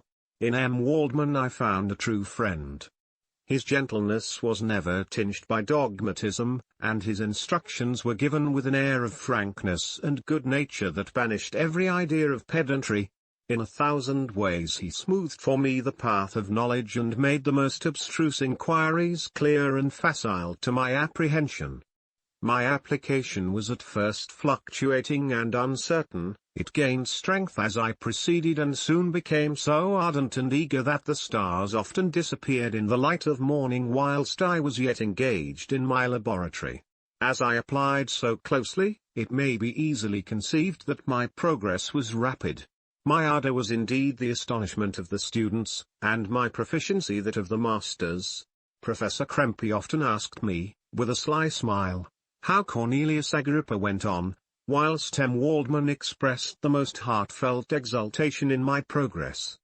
2 years passed in this manner, during which I paid no visit to Geneva, but was engaged, heart and soul, in the pursuit of some discoveries which I hoped to make. None but those who have experienced them can conceive of the enticements of science. In other studies you go as far as others have gone before you, and there is nothing more to know, but in a scientific pursuit there is continual food for discovery and wonder. A mind of moderate capacity which closely pursues one study must infallibly arrive at great proficiency in that study, and I, who continually sought the attainment of one object of pursuit and was solely wrapped up in this, improved so rapidly that at the end of 2 years I made some discoveries in the improvement of some chemical instruments, which procured me great esteem and admiration at the university. When I had arrived at this point and had become as well acquainted with the theory and practice of natural philosophy as depended on the lessons of any of the professors at Ingolstadt, my residence there being no longer conducive to my improvements, I thought of returning to my friends and my native town, when an incident happened that protracted my stay. One of the phenomena which had peculiarly attracted my attention was the structure of the human frame, and, indeed, any animal endued with life. Whence, I often asked myself, did the principle of life proceed? It was a bold question, and one which has ever been considered as a mystery. Yet with how many things are we upon the brink of becoming acquainted, if cowardice or carelessness did not restrain our inquiries. I revolved these circumstances in my mind and determined thenceforth to apply myself more particularly to those branches of natural philosophy which relate to physiology. Unless I had been animated by an almost supernatural enthusiasm, my application to this study would have been irksome and almost intolerable. To examine the causes of life, we must first have recourse to death. I became acquainted with the science of anatomy, but this was not sufficient. I must also observe the natural decay and corruption of the human body. In my education my father had taken the greatest precautions that my mind should be impressed with no supernatural horrors. I do not ever remember to have trembled at a tale of superstition or to have feared the apparition of a spirit.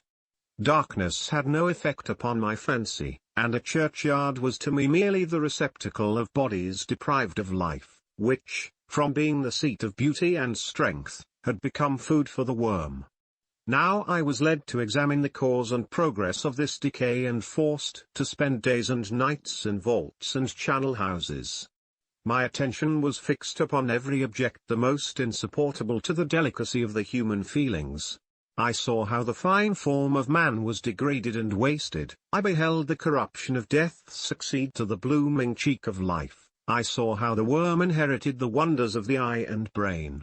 I paused, examining and analyzing all the minutiae of causation, as exemplified in the change from life to death, and death to life, until from the midst of this darkness a sudden light broke in upon me.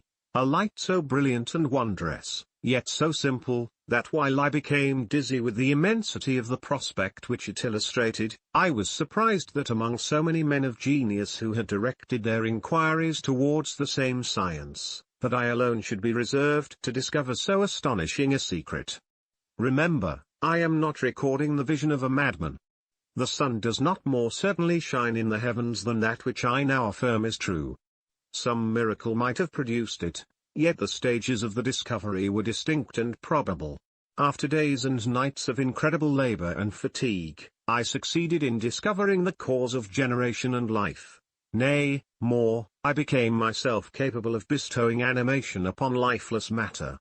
The astonishment which I had at first experienced on this discovery soon gave place to delight and rapture.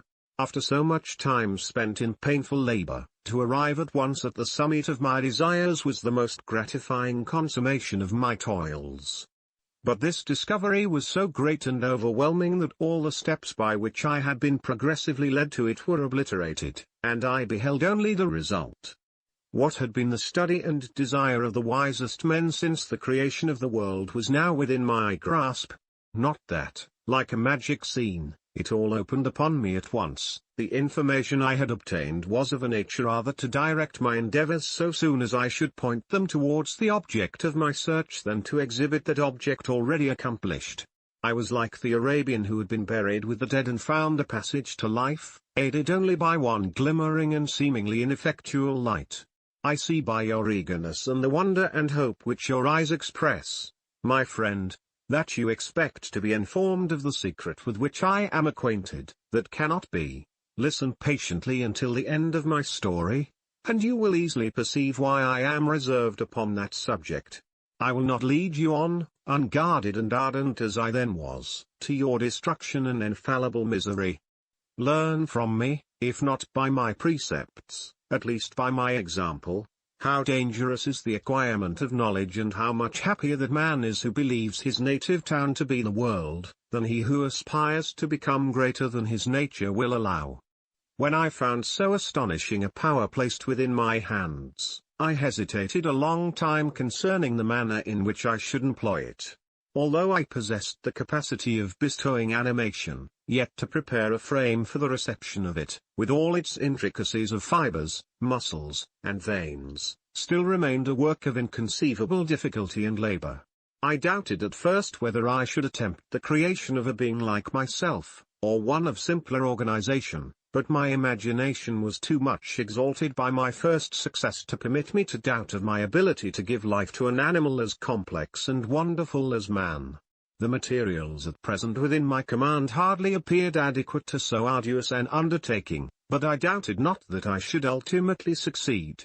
I prepared myself for a multitude of reverses, my operations might be incessantly baffled, and at last my work be imperfect, yet when I considered the improvement which every day takes place in science and mechanics, I was encouraged to hope my present attempts would at least lay the foundations of future success.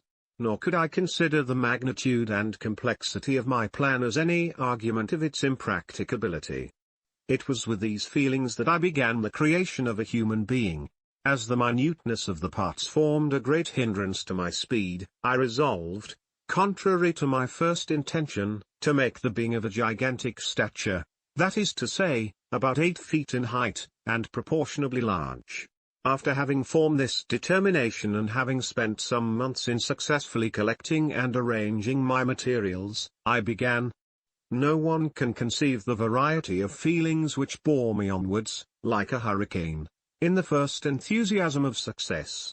Life and death appeared to me ideal bounds, which I should first break through, and pour a torrent of light into our dark world.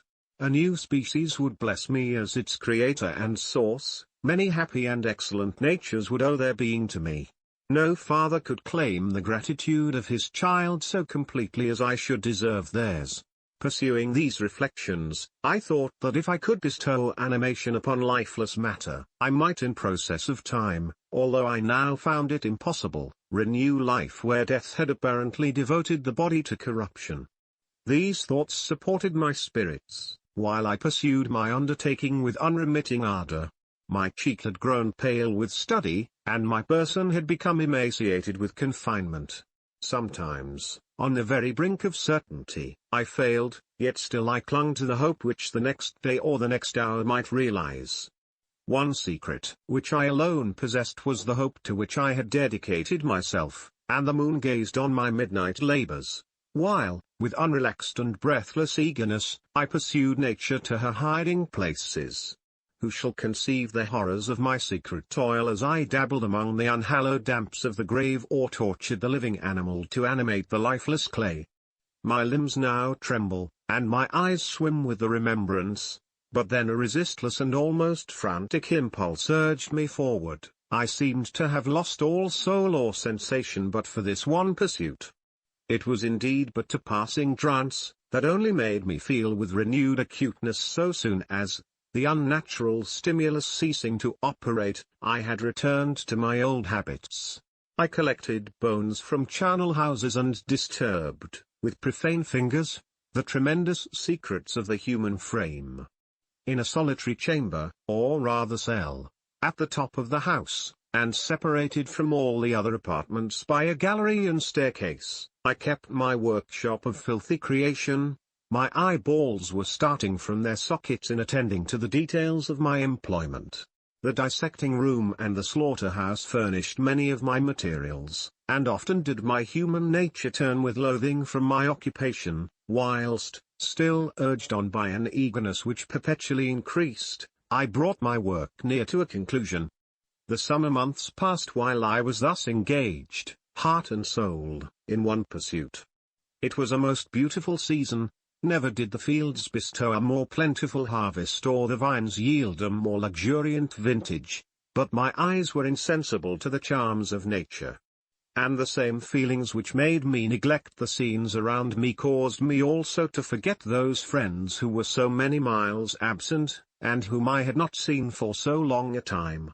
I knew my silence disquieted them, and I well remembered the words of my father. I know that while you are pleased with yourself you will think of us with affection, and we shall hear regularly from you. You must pardon me if I regard any interruption in your correspondence as a proof that your other duties are equally neglected. I knew well therefore what would be my father's feelings, but I could not tear my thoughts from my employment, loathsome in itself, but which had taken an irresistible hold of my imagination. I wished, as it were, to procrastinate all that related to my feelings of affection until the great object, which swallowed up every habit of my nature, should be completed. I then thought that my father would be unjust if he ascribed my neglect to vice or faultiness on my part, but I am now convinced that he was justified in conceiving that I should not be altogether free from blame. A human being in perfection ought always to preserve a calm and peaceful mind and never to allow passion or a transitory desire to disturb his tranquillity. I do not think that the pursuit of knowledge is an exception to this rule. If the study to which you apply yourself has a tendency to weaken your affections and to destroy your taste for those simple pleasures in which no alloy can possibly mix, then that study is certainly unlawful, that is to say, not befitting the human mind. If this rule were always observed, if no man allowed any pursuit whatsoever to interfere with the tranquillity of his domestic affections, Greece had not been enslaved, Caesar would have spared his country, America would have been discovered more gradually, and the empires of Mexico and Peru had not been destroyed. But I forget that I am moralizing in the most interesting part of my tale, and your looks remind me to proceed. My father made no reproach in his letters and only took notice of my silence by inquiring into my occupations more particularly than before. Winter, spring, and summer passed away during my labors, but I did not watch the blossom or the expanding leaves, sights which before always yielded me supreme delight, so deeply was I engrossed in my occupation. The leaves of that year had withered before my work drew near to a close, and now every day showed me more plainly how well I had succeeded. But my enthusiasm was checked by my anxiety, and I appeared rather like one doomed by slavery to toil in the mines, or any other unwholesome trade than an artist occupied by his favorite employment. Every night I was oppressed by a slow fever, and I became nervous to a most painful degree. The fall of a leaf startled me, and I shunned my fellow creatures as if I had been guilty of a crime. Sometimes I grew alarmed at the wreck I perceived that I had become. The energy of my purpose alone sustained me. My labors would soon end, and I believed that exercise and amusement would then drive away incipient disease, and I promised myself both of these when my creation should be complete. Chapter 5 It was on a dreary night of November that I beheld the accomplishment of my toils. With an anxiety that almost amounted to agony, I collected the instruments of life around me, that I might infuse a spark of being into the lifeless thing that lay at my feet. It was already 1 in the morning, the rain pattered dismally against the panes, and my candle was nearly burnt out, when, by the glimmer of the half-extinguished light, I saw the dull yellow eye of the creature open. It breathed hard, and a convulsive motion agitated its limbs. How can I describe my emotions at this catastrophe, or how delineate the wretch whom with such infinite pains and care I had endeavored to form? His limbs were in proportion, and I had selected his features as beautiful. Beautiful. Great God!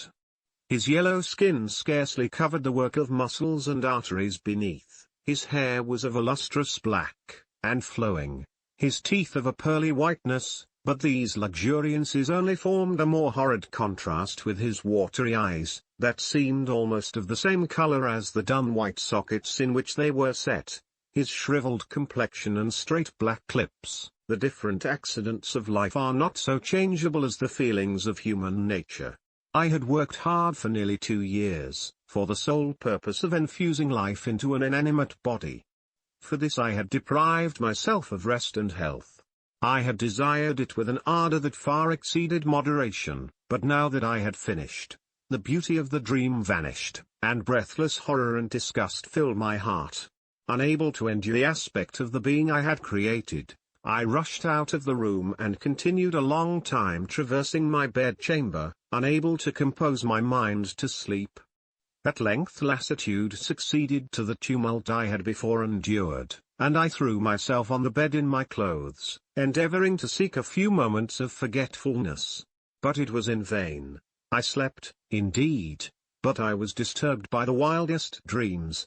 I thought I saw Elizabeth, in the bloom of health, walking in the streets of Ingolstadt. Delighted and surprised, I embraced her, but as I imprinted the first kiss on her lips, they became livid with the hue of death. Her features appeared to change, and I thought that I held the corpse of my dead mother in my arms. A shroud enveloped her form, and I saw the grave worms crawling in the folds of the flannel. I started from my sleep with horror.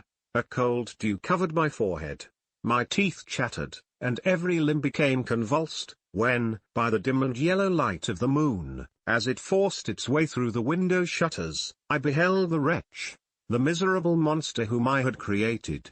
He held up the curtain of the bed, and his eyes, if eyes they may be called, were fixed on me.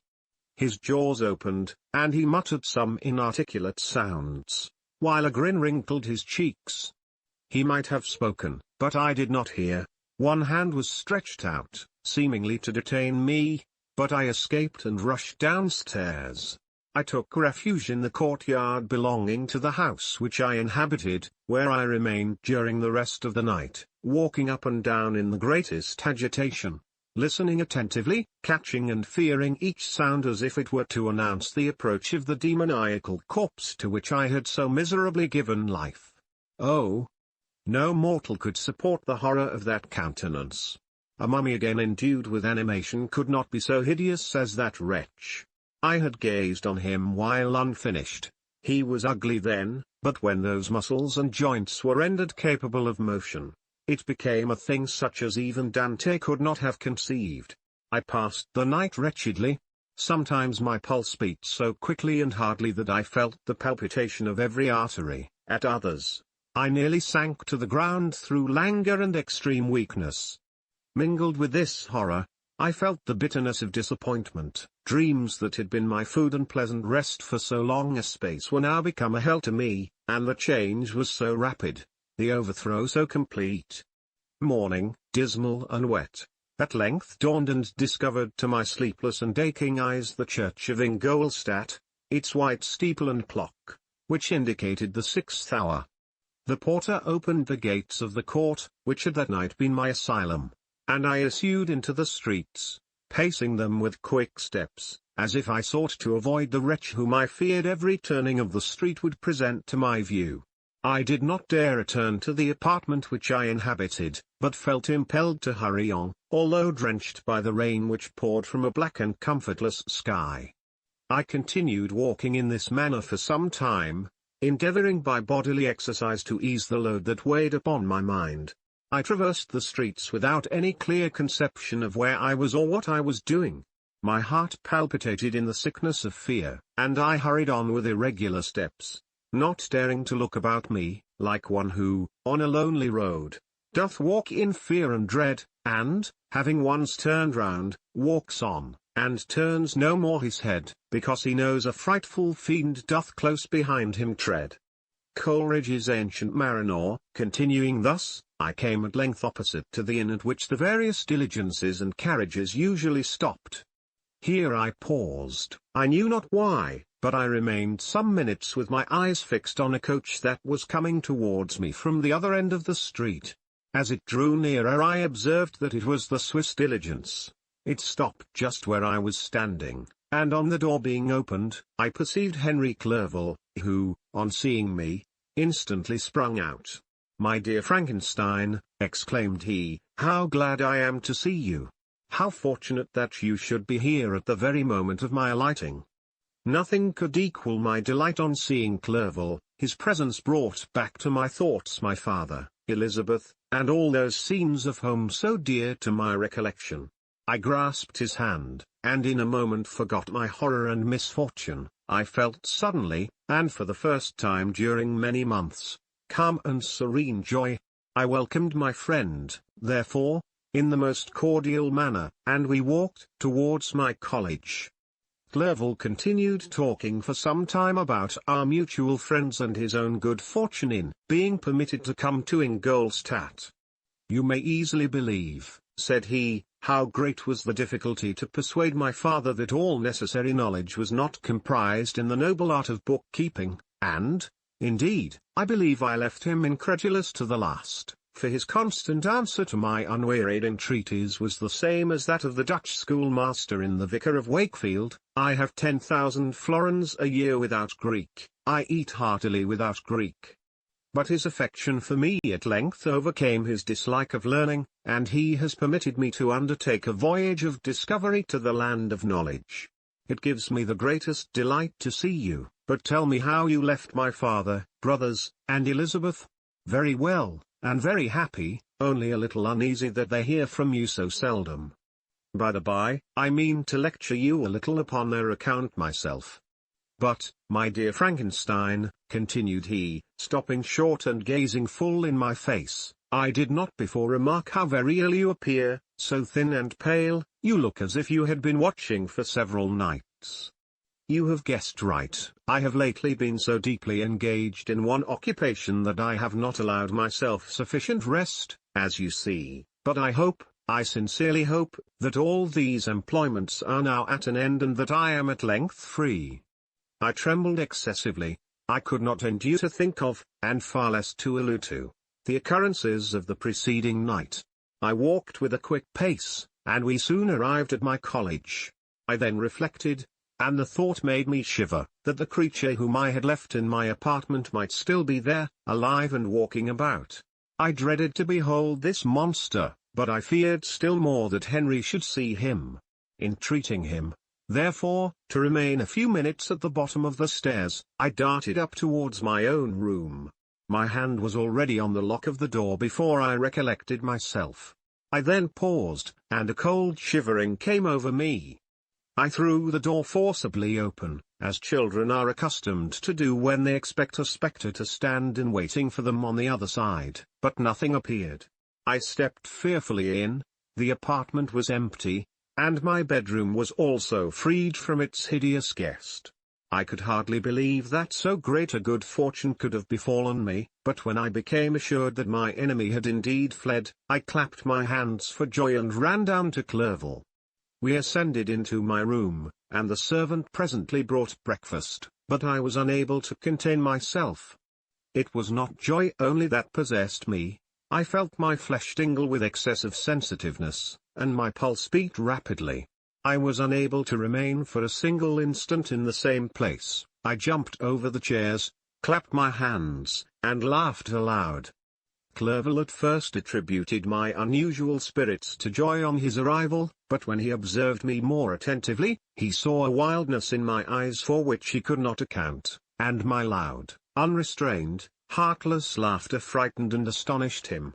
"My dear Victor," cried he, "what, for God's sake, is the matter? Do not laugh in that manner. How ill you are! What is the cause of all this?" "Do not ask me," cried I, putting my hands before my eyes, for I thought I saw the dreaded spectre glide into the room. "He can tell. Oh, save me! Save me!" I imagined that the monster seized me. I struggled furiously and fell down in a fit. Poor Clerval! What must have been his feelings? A meeting, which he anticipated with such joy, so strangely turned to bitterness. But I was not the witness of his grief, for I was lifeless and did not recover my senses for a long, long time. This was the commencement of a nervous fever which confined me for several months. During all that time Henry was my only nurse. I afterwards learned that, knowing my father's advanced age and unfitness for so long a journey, and how wretched my sickness would make Elizabeth, he spared them this grief by concealing the extent of my disorder. He knew that I could not have a more kind and attentive nurse than himself, and, firm in the hope he felt of my recovery, he did not doubt that, instead of doing harm, he performed the kindest action that he could towards them. But I was in reality very ill, and surely nothing but the unbounded and unremitting attentions of my friend could have restored me to life. The form of the monster on whom I had bestowed existence was forever before my eyes, and I raved incessantly concerning him. Doubtless my words surprised Henry.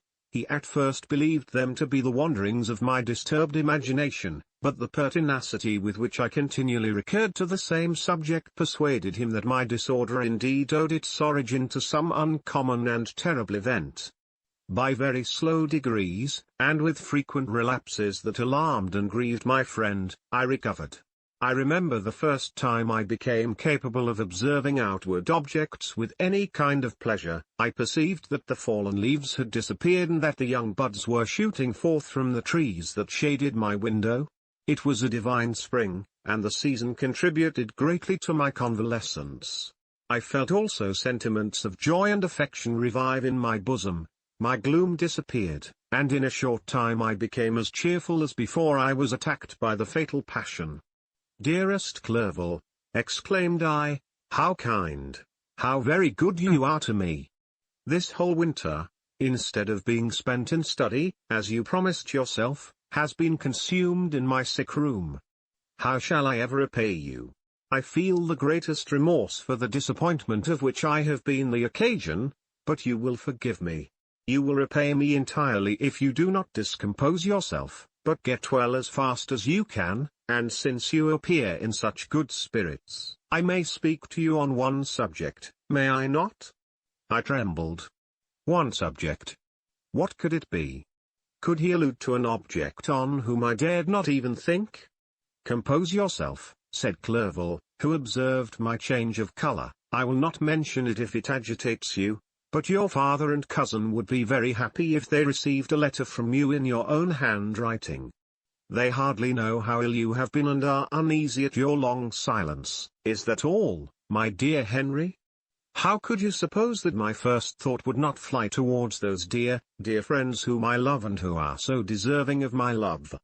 If this is your present temper, my friend, you will perhaps be glad to see a letter that has been lying here some days for you. It is from your cousin, I believe."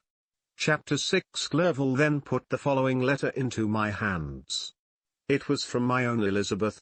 "My dearest cousin, you have been ill, very ill, and even the constant letters of dear kind Henry are not sufficient to reassure me on your account.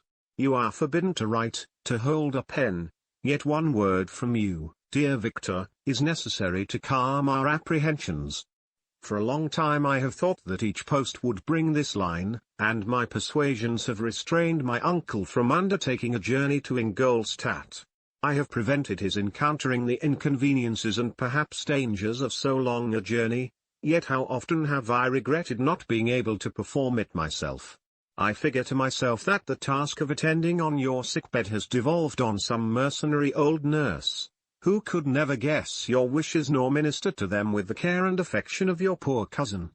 Yet that is over now. Clerval writes that indeed you are getting better. I eagerly hope that you will confirm this intelligence soon in your own handwriting. Get well, and return to us. You will find a happy, cheerful home and friends who love you dearly.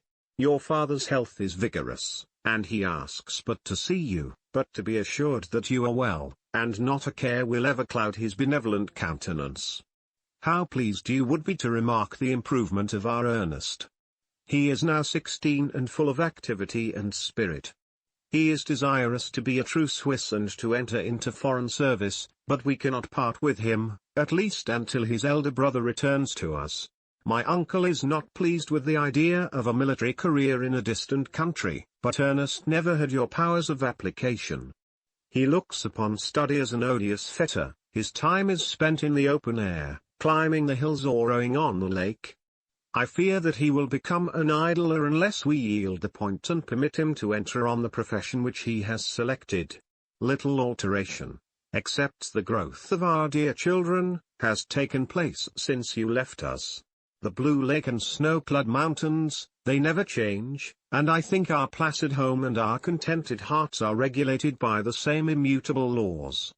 My trifling occupations take up my time and amuse me, and I am rewarded for any exertions by seeing none but happy, kind faces around me. Since you left us, but one change has taken place in our little household. Do you remember on what occasion Justine Moritz entered our family? Probably you do not. I will relate her history, therefore in a few words. Madame Moritz, her mother, was a widow with 4 children, of whom Justine was the third. This girl had always been the favorite of her father, but through a strange perversity, her mother could not endure her, and after the death of M. Moritz, treated her very ill. My aunt observed this, and when Justine was 12 years of age, prevailed on her mother to allow her to live at our house. The republican institutions of our country have produced simpler and happier manners than those which prevail in the great monarchies that surround it. Hence there is less distinction between the several classes of its inhabitants, and the lower orders, being neither so poor nor so despised, their manners are more refined and moral. A servant in Geneva does not mean the same thing as a servant in France and England. Justine, thus received in our family, learned the duties of a servant, a condition which, in our fortunate country, does not include the idea of ignorance and a sacrifice of the dignity of a human being. Justine, you may remember, was a great favorite of yours, and I recollect you once remarked that if you were in an ill humor, one glance from Justine could dissipate it, for the same reason that Ariosto gives concerning the beauty of Angelica. She looked so frank-hearted and happy. My aunt conceived a great attachment for her, by which she was induced to give her an education superior to that which she had at first intended. This benefit was fully repaid. Justine was the most grateful little creature in the world. I do not mean that she made any professions. I never heard one pass her lips, but you could see by her eyes that she almost adored her protectress. Although her disposition was gay and in many respects inconsiderate, yet she paid the greatest attention to every gesture of my aunt. She thought her the model of all excellence and endeavored to imitate her phraseology and manners, so that even now she often reminds me of her. When my dearest aunt died, everyone was too much occupied in their own grief to notice poor Justine, who had attended her during her illness with the most anxious affection. Poor Justine was very ill, but other trials were reserved for her. One by one, her brothers and sister died, and her mother, with the exception of her neglected daughter, was left childless. The conscience of the woman was troubled. She began to think that the deaths of her favorites was a judgment from heaven to chastise her partiality. She was a Roman Catholic, and I believe her confessor confirmed the idea which she had conceived. Accordingly, a few months after your departure for Ingolstadt, Justine was called home by her repentant mother. Poor girl! She wept when she quitted our house. She was much altered since the death of my aunt. Grief had given softness and a winning mildness to her manners, which had before been remarkable for vivacity. Nor was her residence at her mother's house of a nature to restore her gaiety. The poor woman was very vacillating in her repentance. She sometimes begged Justine to forgive her unkindness, but much oftener accused her of having caused the deaths of her brothers and sister. Perpetual fretting at length threw Madame Moritz into a decline, which at first increased her irritability, but she is now at peace forever. She died on the first approach of cold weather, at the beginning of this last winter. Justine has just returned to us, and I assure you I love her tenderly. She is very clever and gentle, and extremely pretty. As I mentioned before, her mien and her expression continually remind me of my dear aunt.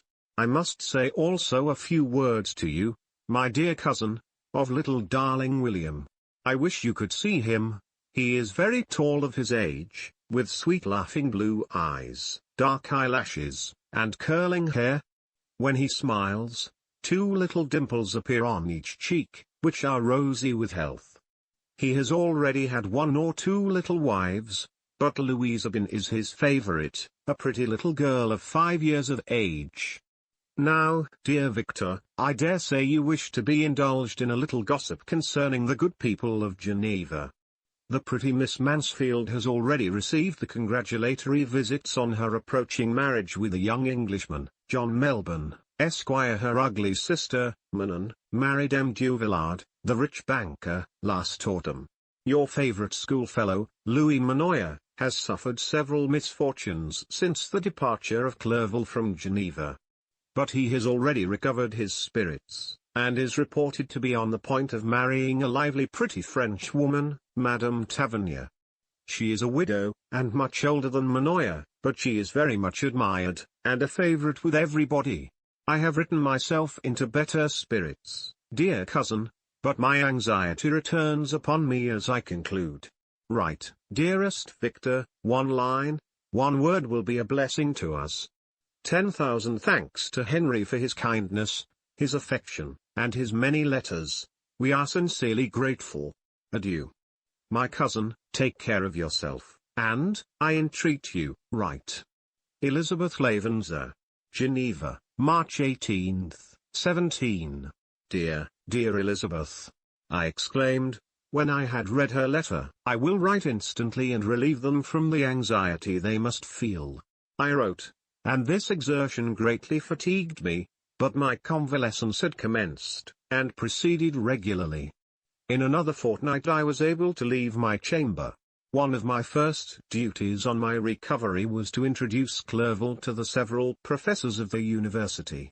In doing this, I underwent a kind of rough usage, ill befitting the wounds that my mind had sustained.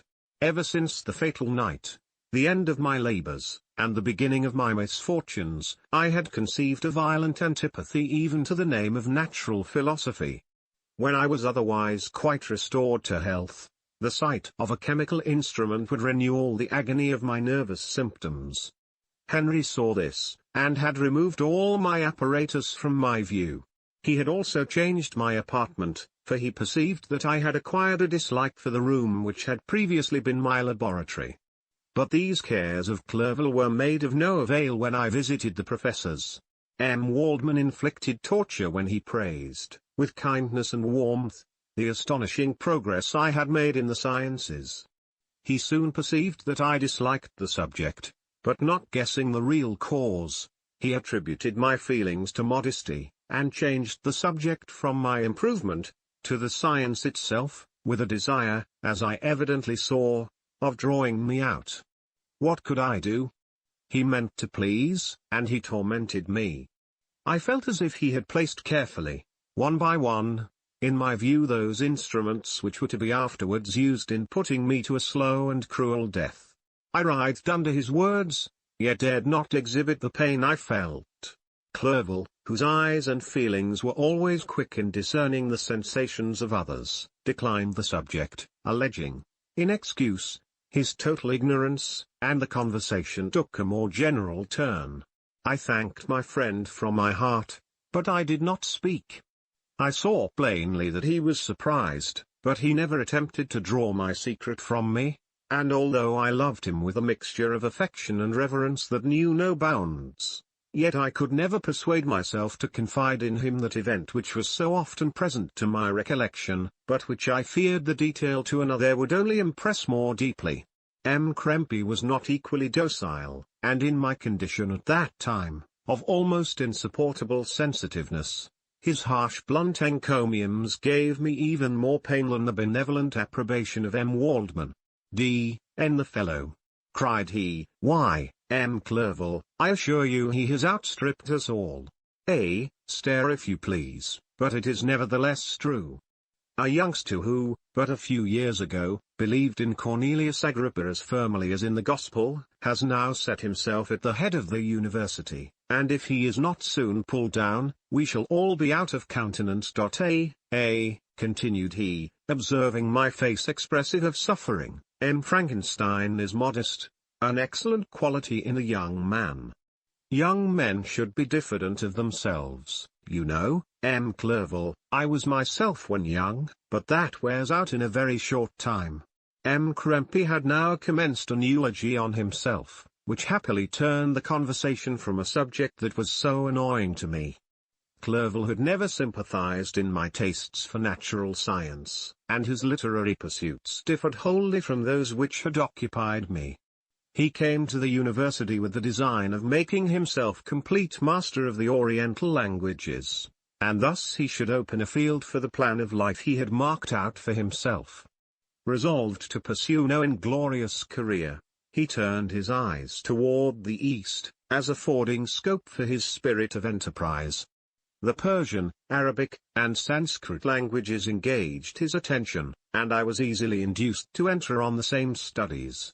Idleness had ever been irksome to me, and now that I wished to fly from reflection, and hated my former studies, I felt great relief in being the fellow pupil with my friend, and found not only instruction but consolation in the works of the Orientalists. I did not, like him, attempt a critical knowledge of their dialects, for I did not contemplate making any other use of them than temporary amusement. I read merely to understand their meaning, and they well repaid my labors. Their melancholy is soothing, and their joy elevating, to a degree I never experienced in studying the authors of any other country. When you read their writings, life appears to consist in a warm sun and a garden of roses, in the smiles and frowns of a fair enemy, and the fire that consumes your own heart. How different from the manly and heroical poetry of Greece and Rome! Summer passed away in these occupations, and my return to Geneva was fixed for the latter end of autumn, but being delayed by several accidents, winter and snow arrived, the roads were deemed impassable, and my journey was retarded until the ensuing spring. I felt this delay very bitterly, for I longed to see my native town and my beloved friends. My return had only been delayed so long, from an unwillingness to leave Clerval in a strange place, before he had become acquainted with any of its inhabitants. The winter, however, was spent cheerfully, and although the spring was uncommonly late, when it came its beauty compensated for its dilatoriness. The month of May had already commenced, and I expected the letter daily which was to fix the date of my departure, when Henry proposed a pedestrian tour in the environs of Ingolstadt, that I might bid a personal farewell to the country I had so long inhabited.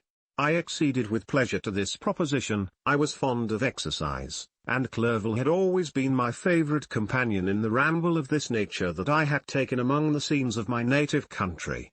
We passed a fortnight in these perambulations. My health and spirits had long been restored, and they gained additional strength from the salubrious air I breathed, the natural incidents of our progress, and the conversation of my friend. Study had before secluded me from the intercourse of my fellow creatures, and rendered me unsocial, but Clerval called forth the better feelings of my heart. He again taught me to love the aspect of nature, and the cheerful faces of children. Excellent friend! How sincerely you did love me, and endeavor to elevate my mind until it was on a level with your own. A selfish pursuit had cramped and narrowed me, until your gentleness and affection warmed and opened my senses. I became the same happy creature who, a few years ago, loved and beloved by all, had no sorrow or care. When happy, inanimate nature had the power of bestowing on me the most delightful sensations. A serene sky and verdant fields filled me with ecstasy. The present season was indeed divine. The flowers of spring bloomed in the hedges, while those of summer were already in bud. I was undisturbed by thoughts which during the preceding year had pressed upon me, notwithstanding my endeavors to throw them off, with an invincible burden. Henry rejoiced in my gaiety, and sincerely sympathized in my feelings. He exerted himself to amuse me, while he expressed the sensations that filled his soul. The resources of his mind on this occasion were truly astonishing. His conversation was full of imagination, and very often, in imitation of the Persian and Arabic writers, he invented tales of wonderful fancy and passion. At other times he repeated my favorite poems, or drew me out into arguments, which he supported with great ingenuity. We returned to our college on a Sunday afternoon. The peasants were dancing, and everyone we met appeared gay and happy. My own spirits were high, and I bounded along with feelings of unbridled joy and hilarity. Chapter 7. On my return, I found the following letter from my father. My dear Victor, you have probably waited impatiently for a letter to fix the date of your return to us, and I was at first tempted to write only a few lines, merely mentioning the day on which I should expect you. But that would be a cruel kindness, and I dare not do it. What would be your surprise, my son, when you expected a happy and glad welcome, to behold, on the contrary, tears and wretchedness? And how, Victor, can I relate our misfortune? Absence cannot have rendered you callous to our joys and griefs, and how shall I inflict pain on my long-absent son? I wish to prepare you for the woeful news, but I know it is impossible. Even now your eye skims over the page to seek the words which are to convey to you the horrible tidings. William is dead. That sweet child, whose smiles delighted and warmed my heart, who was so gentle, yet so gay. Victor, he is murdered. I will not attempt to console you, but will simply relate the circumstances of the transaction. Last Thursday, May 7th, I, my niece, and your two brothers, went to walk in Plain Palace. The evening was warm and serene, and we prolonged our walk farther than usual. It was already dusk before we thought of returning, and then we discovered that William and Ernest, who had gone on before, were not to be found. We accordingly rested on a seat until they should return. Presently Ernest came, and inquired if we had seen his brother. He said that he had been playing with him, that William had run away to hide himself, and that he vainly sought for him, and afterwards waited for a long time, but that he did not return. This account rather alarmed us, and we continued to search for him until night fell, when Elizabeth conjectured that he might have returned to the house. He was not there. We returned again, with torches, for I could not rest, when I thought that my sweet boy had lost himself, and was exposed to all the damps and dews of night. Elizabeth also suffered extreme anguish. About 5 in the morning I discovered my lovely boy, whom the night before I had seen blooming and active in health, stretched on the grass livid and motionless. The print of the murderer's finger was on his neck. He was conveyed home, and the anguish that was visible in my countenance betrayed the secret to Elizabeth. She was very earnest to see the corpse. At first I attempted to prevent her, but she persisted, and entering the room where it lay, hastily examined the neck of the victim, and clasping her hands exclaimed, "Oh God! I have murdered my darling child." She fainted, and was restored with extreme difficulty. When she again lived, it was only to weep and sigh. She told me, that same evening William had teased her to let him wear a very valuable miniature that she possessed of your mother. This picture is gone, and was doubtless the temptation which urged the murderer to the deed. We have no trace of him at present, although our exertions to discover him are unremitted, but they will not restore my beloved William. Come, dearest Victor, you alone can console Elizabeth. She weeps continually, and accuses herself unjustly as the cause of his death. Her words pierce my heart. We are all unhappy, but will not that be an additional motive for you, my son, to return and be our comforter? Your dear mother. Alas, Victor. I now say, thank God she did not live to witness the cruel, miserable death of her youngest darling. Come, Victor, not brooding thoughts of vengeance against the assassin, but with feelings of peace and gentleness, that will heal, instead of festering, the wounds of our minds. Enter the house of mourning, my friend, but with kindness and affection for those who love you, and not with hatred for your enemies. Your affectionate and afflicted father, Alphonse Frankenstein. Geneva, May 12, 17. Clerval, who had watched my countenance as I read this letter, was surprised to observe the despair that succeeded the joy I had first expressed on receiving news from my friends. I threw the letter on the table, and covered my face with my hands. My dear Frankenstein, exclaimed Henry, when he perceived me weep with bitterness, are you always to be unhappy? My dear friend, what has happened? I motioned him to take up the letter, while I walked up and down the room in the extremest agitation.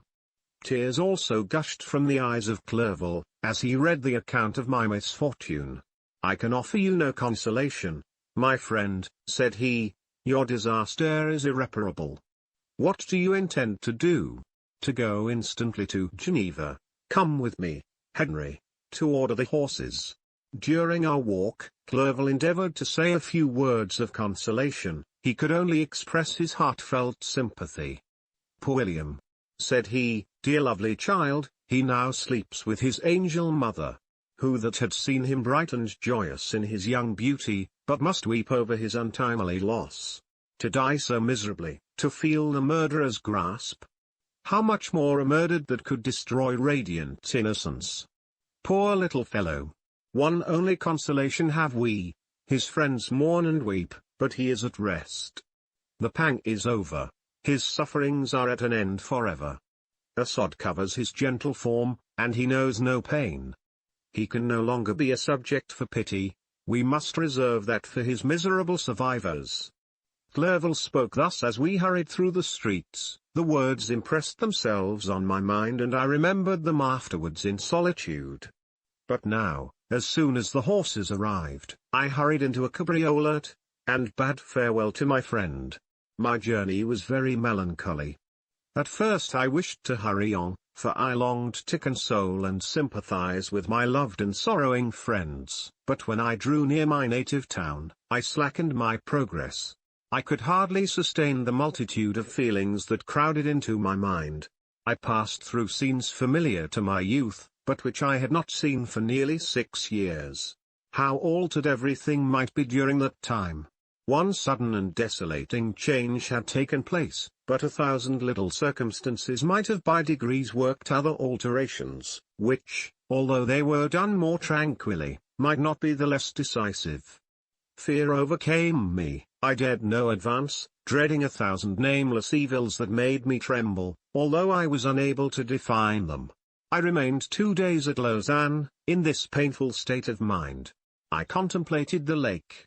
The waters were placid, all around was calm, and the snowy mountains, the palaces of nature, were not changed.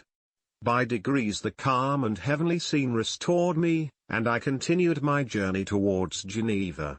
The road ran by the side of the lake, which became narrower as I approached my native town. I discovered more distinctly the black sides of Jura, and the bright summit of Montagne Blanche. I wept like a child. Dear mountains! My own beautiful lake! How do you welcome your wanderer? Your summits are clear, the sky and lake are blue and placid. Is this to prognosticate peace, or to mock at my unhappiness? I fear, my friend, that I shall render myself tedious by dwelling on these preliminary circumstances, but they were days of comparative happiness, and I think of them with pleasure. My country, my beloved country. Who but a native can tell the delight I took in again beholding thy streams, thy mountains, and, more than all, thy lovely lake? Yet, as I drew nearer home, grief and fear again overcame me. Night also closed around, and when I could hardly see the dark mountains, I felt still more gloomily. The picture appeared a vast and dim scene of evil, and I foresaw obscurely that I was destined to become the most wretched of human beings. Alas! I prophesied truly, and failed only in one single circumstance, that in all the misery I imagined and dreaded, I did not conceive the 100th part of the anguish I was destined to endure. It was completely dark when I arrived in the environs of Geneva. The gates of the town were already shut, and I was obliged to pass the night at Sequeron, a village at the distance of half a league from the city. The sky was serene, and, as I was unable to rest, I resolved to visit the spot where my poor William had been murdered. As I could not pass through the town, I was obliged to cross the lake in a boat to arrive at Plain Pellice. During this short voyage I saw the lightning playing on the summit of Mont Anne Blanc in the most beautiful figures. The storm appeared to approach rapidly, and, on landing, I ascended a low hill, that I might observe its progress. It advanced. The heavens were clouded, and I soon felt the rain coming slowly in large drops, but its violence quickly increased.